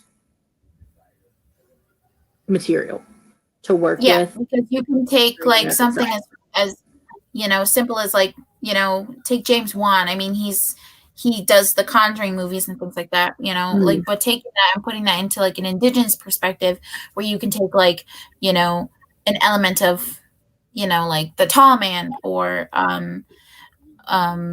like, I'm sorry, I just said that. That was stupid. It's fine. There was a Criminal Minds episode about it, and I was like, ooh. There was an episode about it. I need to see that. Season 13 on Hulu. What? Season 13 on Hulu. Oh, okay. But the thing is that you can take certain elements and kind of open that up and try to find the ones that are like more general to talk about, like, like Sasquatch. That's not bad. Because you can tie it back, because I remember seeing a documentary where there was one guy where he was like, there was a legend that that they were all, it was like something about how they were all in the same community, and like that's the reason why they're Sasquatches, because they went up into the mountains and then the other part went into the down below, and then that's why there's humans, and then there's Sasquatch. Is this like a theory or is this a book? It was a documentary that I watched. That's a really cool, because that kind of reminds me of De-Evolution by Max Brooks. It came out like early last year, and it's about like in like a kind of a dystopian utopia, and how it went wrong. I'm gonna have to find it, but it was like a National Geographic documentary that I watched where where the man talked about that theory that they were actually, we were all just like that same, but one went into the forest and then the other went down into the plains, and that's how humans how humans became. And then and I like, that's really, I love theories like that because I think they're so cool. And speaking of De-Evolution by Max Brooks, that's one of those books that, like, I think if, like, the book itself is phenomenal as it is. I think if someone Indigenous would have written something like that, it would have been 10 times creepier. Because it's one of those things where it's like a smart society, it's super small, they live in the woods, everything's like done on like a very hippie community basis, but it's very white. And that's kind of a conversation as well. And then it talks about how basically the Sasquatch community that they get attacked by is like a community, and it's like this whole thing. And so it kind of like delves into that system and that dynamic. And so I think if that would have been written by an Indigenous author, it would have been like a lot scarier, and it would have been a little more nuanced and a little bit more intense. But there's so much that Indigenous authors can offer to not only like the horror genre, but really any genre, because it doesn't always have to be like trauma porn, which is, I feel like, a lot of Indigenous literature. Yeah, it's straight up trauma porn. And it's like that's why I have a tendency to get really burnt out with Indigenous literature, not because I have, this thing about reading, but it's because at some point you just get tired. Like it takes a toll on you mentally when you're reading that, and it like is part of your career that you're not technically paid for, and you're doing it on the side, but these publishers are like relying on you. Here, relive your trauma. Basically, and it doesn't help because it feels like, you're getting tokenized as a reviewer. And so because they'll only reach out to you about a native book, Yeah, and that's like the only time Simon and Schuster, the first time they reached out to me was with the book that we're both getting that we're basing next month's show on. And so it's like, it's super cool for me to be someone who's loved literature for so long and has like always known about the publishers and always wanted to work with them. And I'm finally like at 23 working with publishers in like a reviewer volunteer standpoint. But at the same time, it feels 24/7. like tokenizing, Yeah. Like I feel like my voice is only valued because I'm part of a marginalized community. Therefore, I'm like one of the token native reviewers on the platform. And so it's at some point you kind of get that imposter syndrome when you're sitting there, you're like, does my success come from the way I'm aligned in the community, or does it come from my actual merit? That actually definitely happens to me too, because I noticed that after I posted a couple of things that had nothing to do with indigeneity, my views like dropped so drastically, and like I lost like 10 subscribers. I'm like, you were only here for the tokenizing content. You were not here for me talking about fucking pencils. You were here to hear me talk about like colonization and my trauma. That's not what I want you to be here for. Yeah. And it's like at some point it feels like people are there for like free education. And it's like I have no problem educating people to a point. Because like a Google literally Google is free. And yeah, sometimes it's hard to find reputable sources, but at the same time, it's pretty freaking simple. You just have to know the words to type in. Also, if you search on Ecosia, plant a tree. Do what? If you search on ecosia.com, they plant a tree. Oh, that's cool. I didn't know that. Yeah. With every like search or whatever. So it's like you have that. No, wait, stop, pause. One of Sam's friends, Marley, she's watching the show, and she just told him because they're. She said, and I quote, Sam's friend? Sam's friend. Excuse me, one of my friends. Sorry, she's bitching at him through his headset because they're playing Xbox right now. She says she loves my nails. Thank you. Aww. Anyway. I'm gonna get yelled at about that in a minute, so it's fine. Anyway, yeah, like it just it feels like at a certain point people are only there to hear about negativity, and they don't actually value you and the way your mind works and things you say. They're just like, oh, let me get a free education because I am too lazy to do the work myself. And it's like if I'm friends with someone and they ask me, sure, we're friends. That's what friends do. They teach each other. But if it's like a complete stranger, that's too much for me. And like, God bless Danny, because Danny does so much free education. And like her, Aaron, Megan, Victoria, basically everybody in our group chat does so much. Especially I've noticed Alyssa has been making a lot of really amazing TikToks lately. It's just like I value them so much and I respect them so much because they have way more patience than I ever could. Yeah, and so part of that is just like I used to have so much knowledge about indigeneity and about like my own culture, and over the years I've just kind of like you get tired, because so many people are just so intrusive and they're all up in your bubble, and at some point you're just like, you know what, just Google it because I don't remember anymore. Yeah. And it's like you're the 24-hour news cycle kind of situation with constant updates from Twitter and Google and all the news channels and everything. Like it bogs you down emotionally, especially when you're dealing with things that are just so heavy and just constant. It comes to a point where you just feel like you can't take it anymore. And I mean, I noticed myself going on like a lot of social media breaks lately, especially with Instagram, because I really haven't been too active on Bookstagram lately. I've just kind of been getting on to same. like I've just been, I felt really burnt out.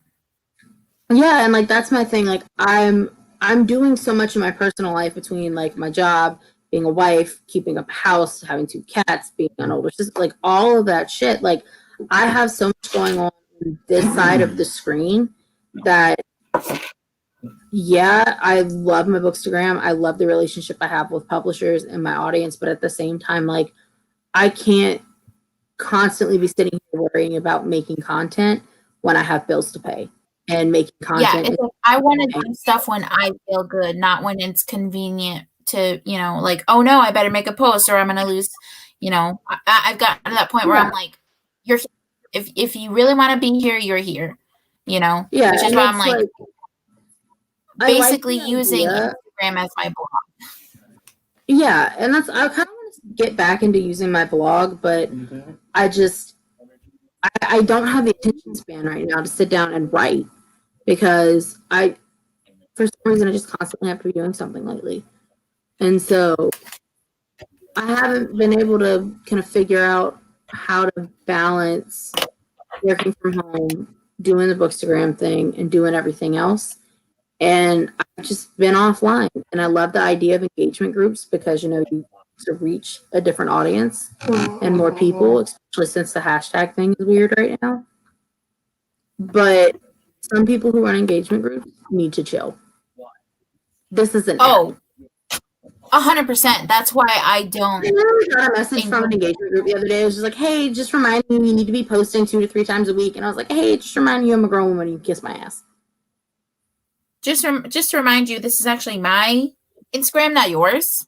You will not dictate what I do on my social media. Thank you so much. Like my last post was 3 days ago, and it's every like maybe twice a week where I'll post something. I was gonna try to be cool and trendy and have like a theme, but it ain't happening. I seem to get a lot more likes when it comes to like selfies. Selfies or shelfies? Selfies. Because you got a poor little face, Miss Girl. You're so cute with your little round cheeks and little pinchable cheeks. I love you so much. And your little nose. I actually used to have a friend that would call me Babyface, and I hated him, but he had a point. You got a cute little face, and it is what it is. I try. And so you know what? I get more likes on my book selfies than I do on my actual selfies. I showed my mommy that thing that I made on Instagram, and she was like, "Oh my god, you made that!" And I was like, yeah." I'm not gonna like, "Oh my gosh." She was proud of me. So much happened. I'm also trying to post more of like books, like more of my bullet journal, because I noticed there was this one girl I'm not sure. This one person, how about that? This one person that messaged me and what? No, I'm just listening to you. I'm looking at something. Sorry, Aaron sent something in the group chat I thought was cute. Okay, I haven't looked at that in a minute here. But there was a person that messaged me and was telling me what an inspiration I was for their bullet journal. And I was just like, you think I'm an inspiration? What? You are. That's so hard. So now I'm like, well, that's something I definitely have to post. Like, I love when you text me and you're like, should I do like this color green or this color green? And I'm like, I like that one. I could never like actually keep up a bullet journal. I tried so hard. Like I tried and it did not work. I February's theme is Shuri, Winter, Rhodey, and Falcon. Ooh. I forgot I'm using you like superheroes. well because I'm in the On my arm, so I can't get any farther in my crochet. Do what? What? I'll show you the colors I'm using. Please do. While I attempt to fold this blanket. I'm using these colors.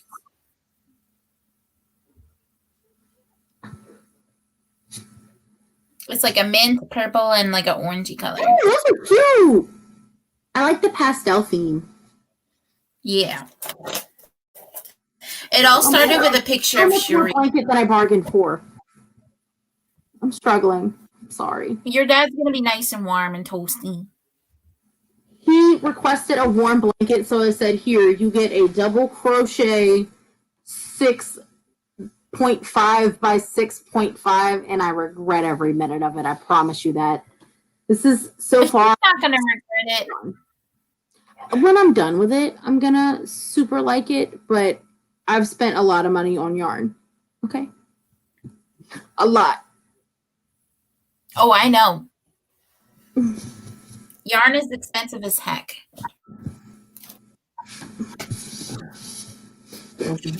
I like how Here, I actually have. I have a regular bullet journal. I have a movie slash TV slash reading journal, and then I have a journal to track my reading. That's cute.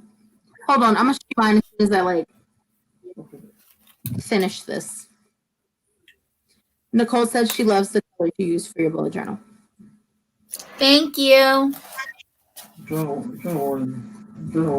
was one of my. This is the one I did for unorthodox. For what? Is that those scarf? Unorthodox? Oh no. It's Shira Haas. So Unorthodox is a TV show. It's based on a memoir about a woman that escaped from a unhappy like Jewish marriage. Interesting. It's very thrilling, but also very triggering. That sounds about right. This was the spread that I did for Warrior Nun. Oh, that's nothing. I'm so sorry. I use this gold color. Ooh. Let me try. Washi tape to match? What? So does your washi tape match? Yeah, because there's this like coppery color, and there's some lettery stuff. I like it. And it's really good. Is that your Apple Pencil? Yes, it is. I was trying to plug it up so I could use it, and then I was trying to put the cap back on without having to use two hands because I'm lazy. This is my pencil. It's not an actual Apple Pencil, but it's the knockoff pencil. That's cute. It was like $33. It works just as good. Can you actually send me the link for that, please? I will definitely send you the link for that. All you have, like, people are like, "Oh, it's so clunky because you have to put the thing in the charger and blah blah blah blah blah." Like, I like the new one's cool that like. See, it has a plug this, and you plug it into the pencil, and then you plug it into a computer and you charge it. But it lasts a long time. That's cute. I don't know. I like it a little bit more.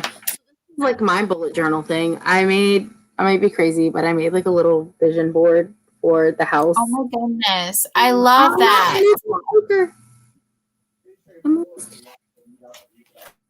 And then this was the one that I did for Fashion Lily.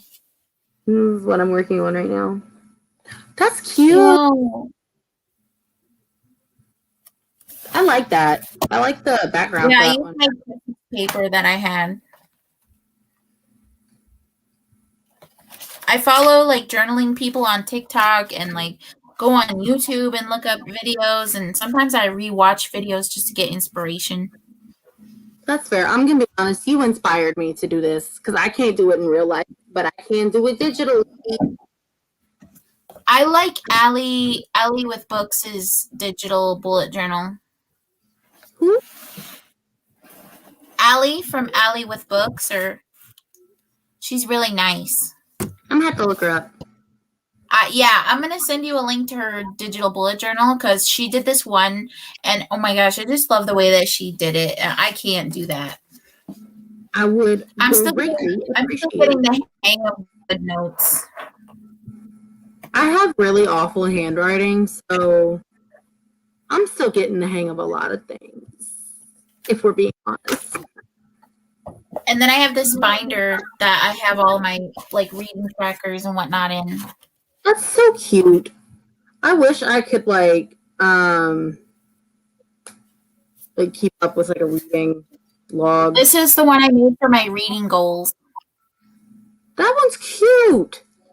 Can you teach me how to have better handwriting? Practice. Did you read or did you watch Dash and Lily? I read it, or I watched it. I did not read it. Good to know. Good to know. And then this is like my reading daily. As you can tell, I did Jack F in January. It'd be like that. Also, because I really love this paper. That's a really pretty iridescent. holographic. And then this washi tape is iridescent as well. Ooh! Girl, you got all the cool stuff.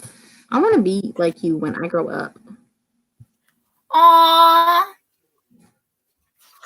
That's the first time. You're like, what, 4 years older than me? I also have one where I have like, I track my financials, and then this one I actually have is like, if I read a book that has a certain color on the cover. I call it Read the Rainbow.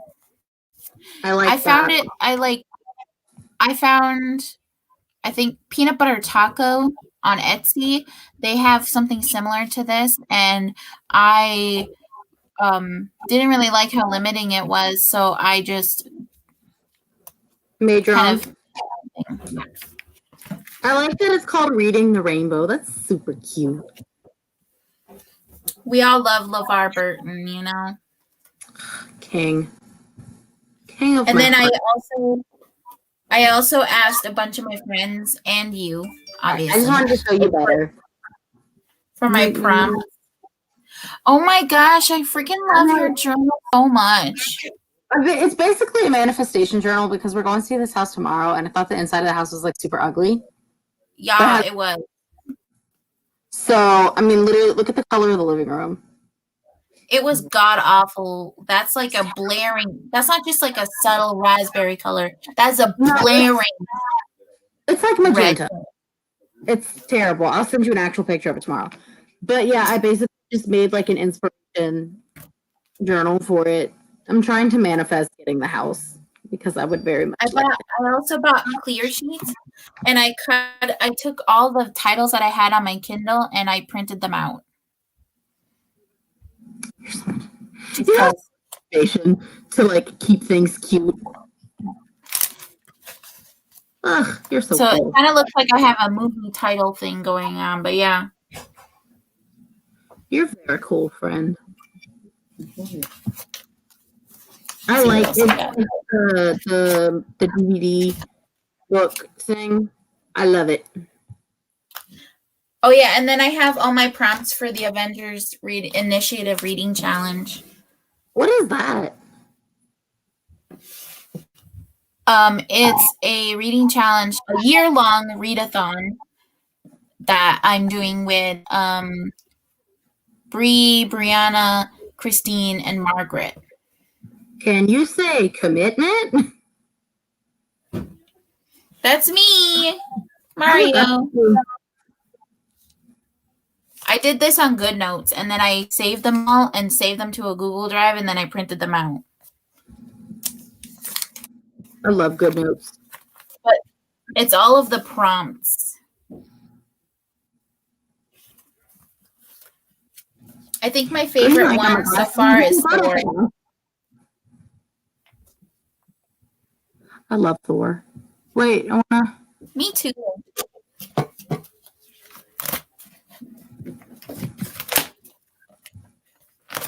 I was trying to read that. So yeah. Oh, this? Yes. It went too fast. Sorry. I like it very much. I like it too. I'm going I'm going for Captain America, Hawkeye, Black Widow, and Thor for that phase. And then for February's, I'm going for Shuri. I love Shuri. I think she's a fantastic character.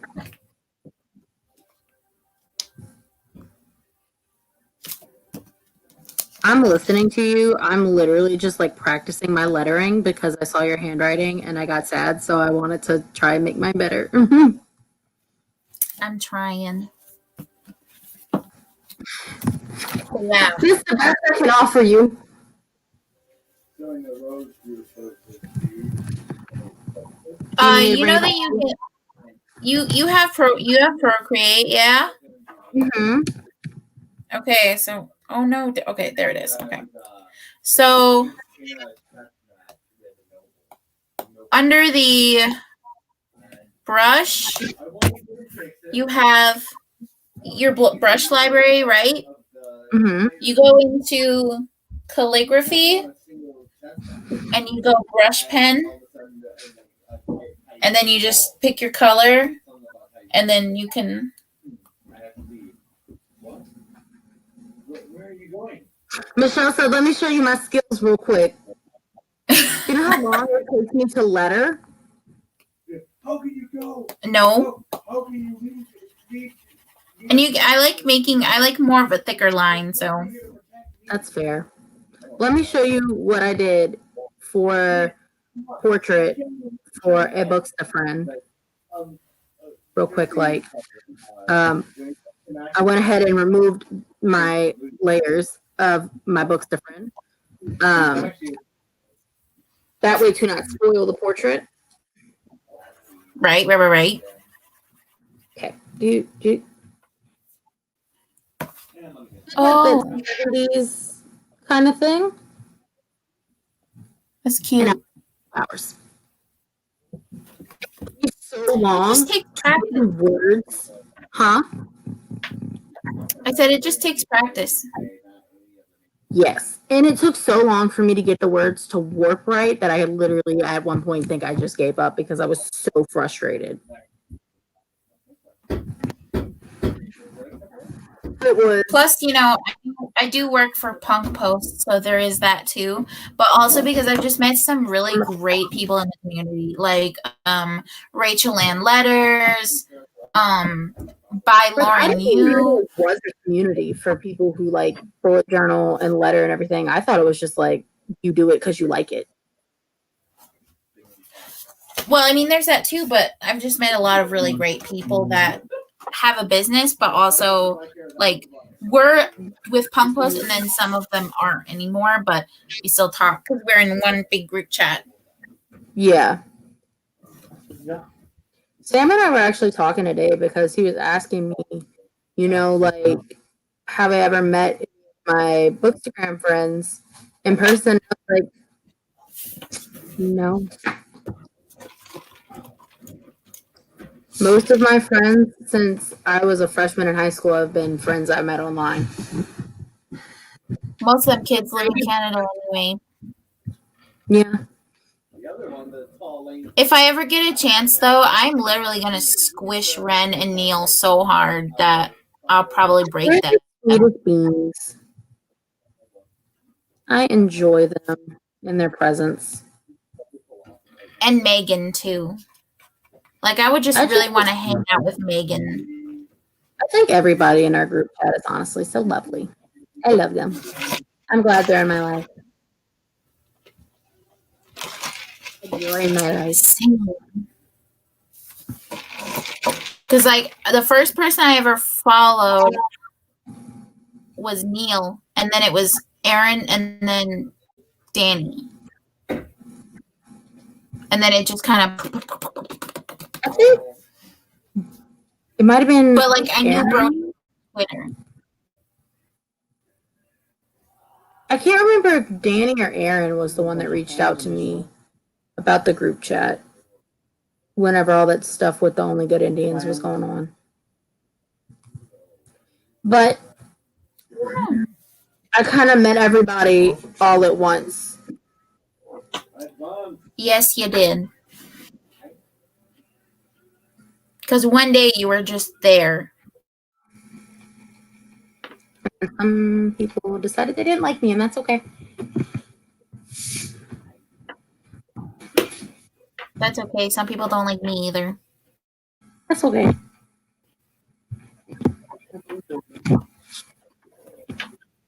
The only thing I don't like about the bullet journaling community is when people get like way too into their like they get way too serious about their iPad, and like I have seen a lot of different new looking keyboards. I'm like, how? I don't know. I see like a lot of it on TikTok. Like people are like, look at my iPad accessories. I'm like, do y'all really be using it like that? Like there's this keyboard that looks like a old typewriter keyboard, and I'm like, I could not. I'm not gonna lie. I don't use my iPad to type with, but if I did, I would want it because it makes noise. Yeah, like don't get me wrong, I'm not hating on anybody. Like you do what you want to do. You spend your money how you want to do it. Like I'm so happy for you. It's just not for me. I agree.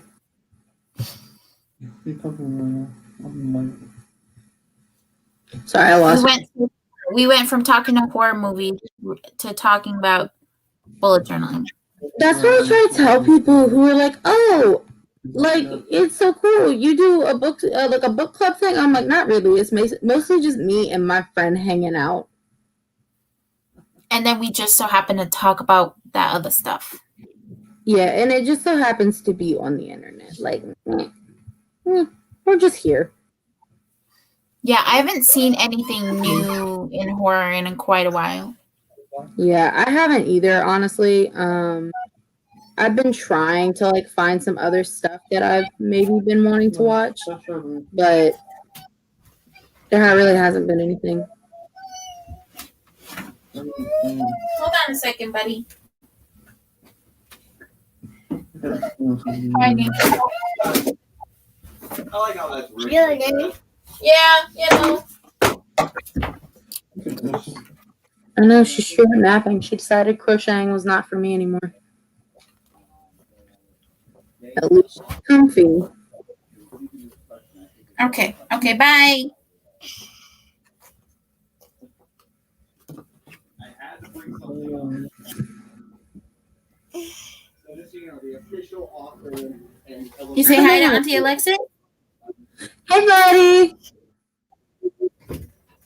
Tomorrow's my birthday, say. Oh, good night. He's getting so big. Look at this little man. Hey, buddy.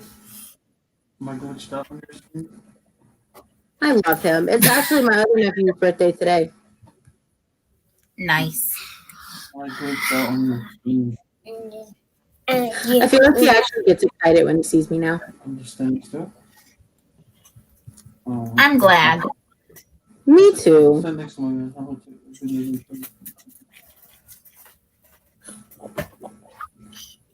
It really just depends on who he likes, because sometimes he runs away from certain people that he sees and he's like, nope, not talking to you today. Can you give me an honest opinion on this portrait real quick? Okay.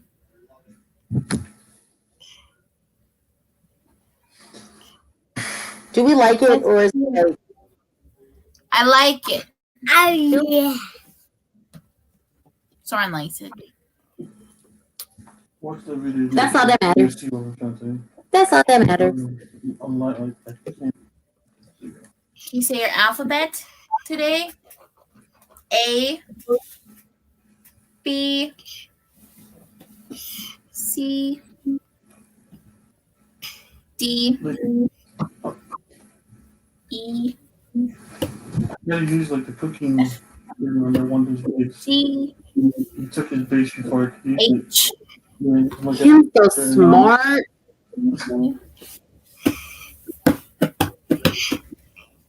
I. A. K, K. U. K. L, O. He's getting so verbal. N,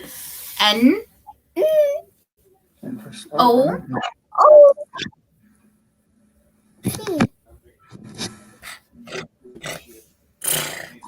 P. P,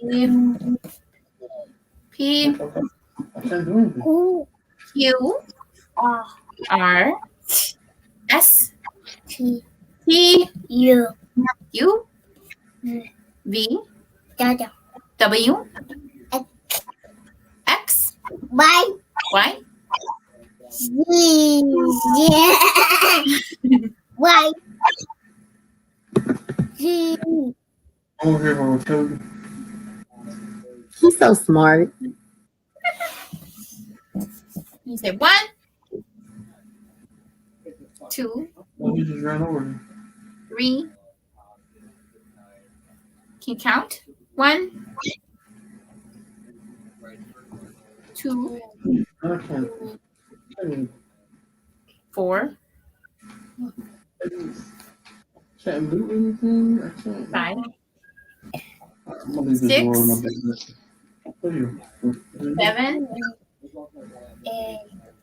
8, 9, 9. Somebody get excited about robot stuff. Yep. I'm not gonna die. Good job, bud.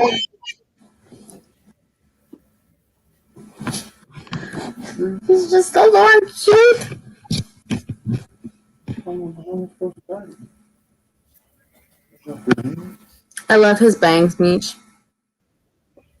Right? Yeah, that was a struggle. Pulls them off better than I do, though. I'm getting because I have a truck card. So, You want some bunch of crunch? let's leave real quick.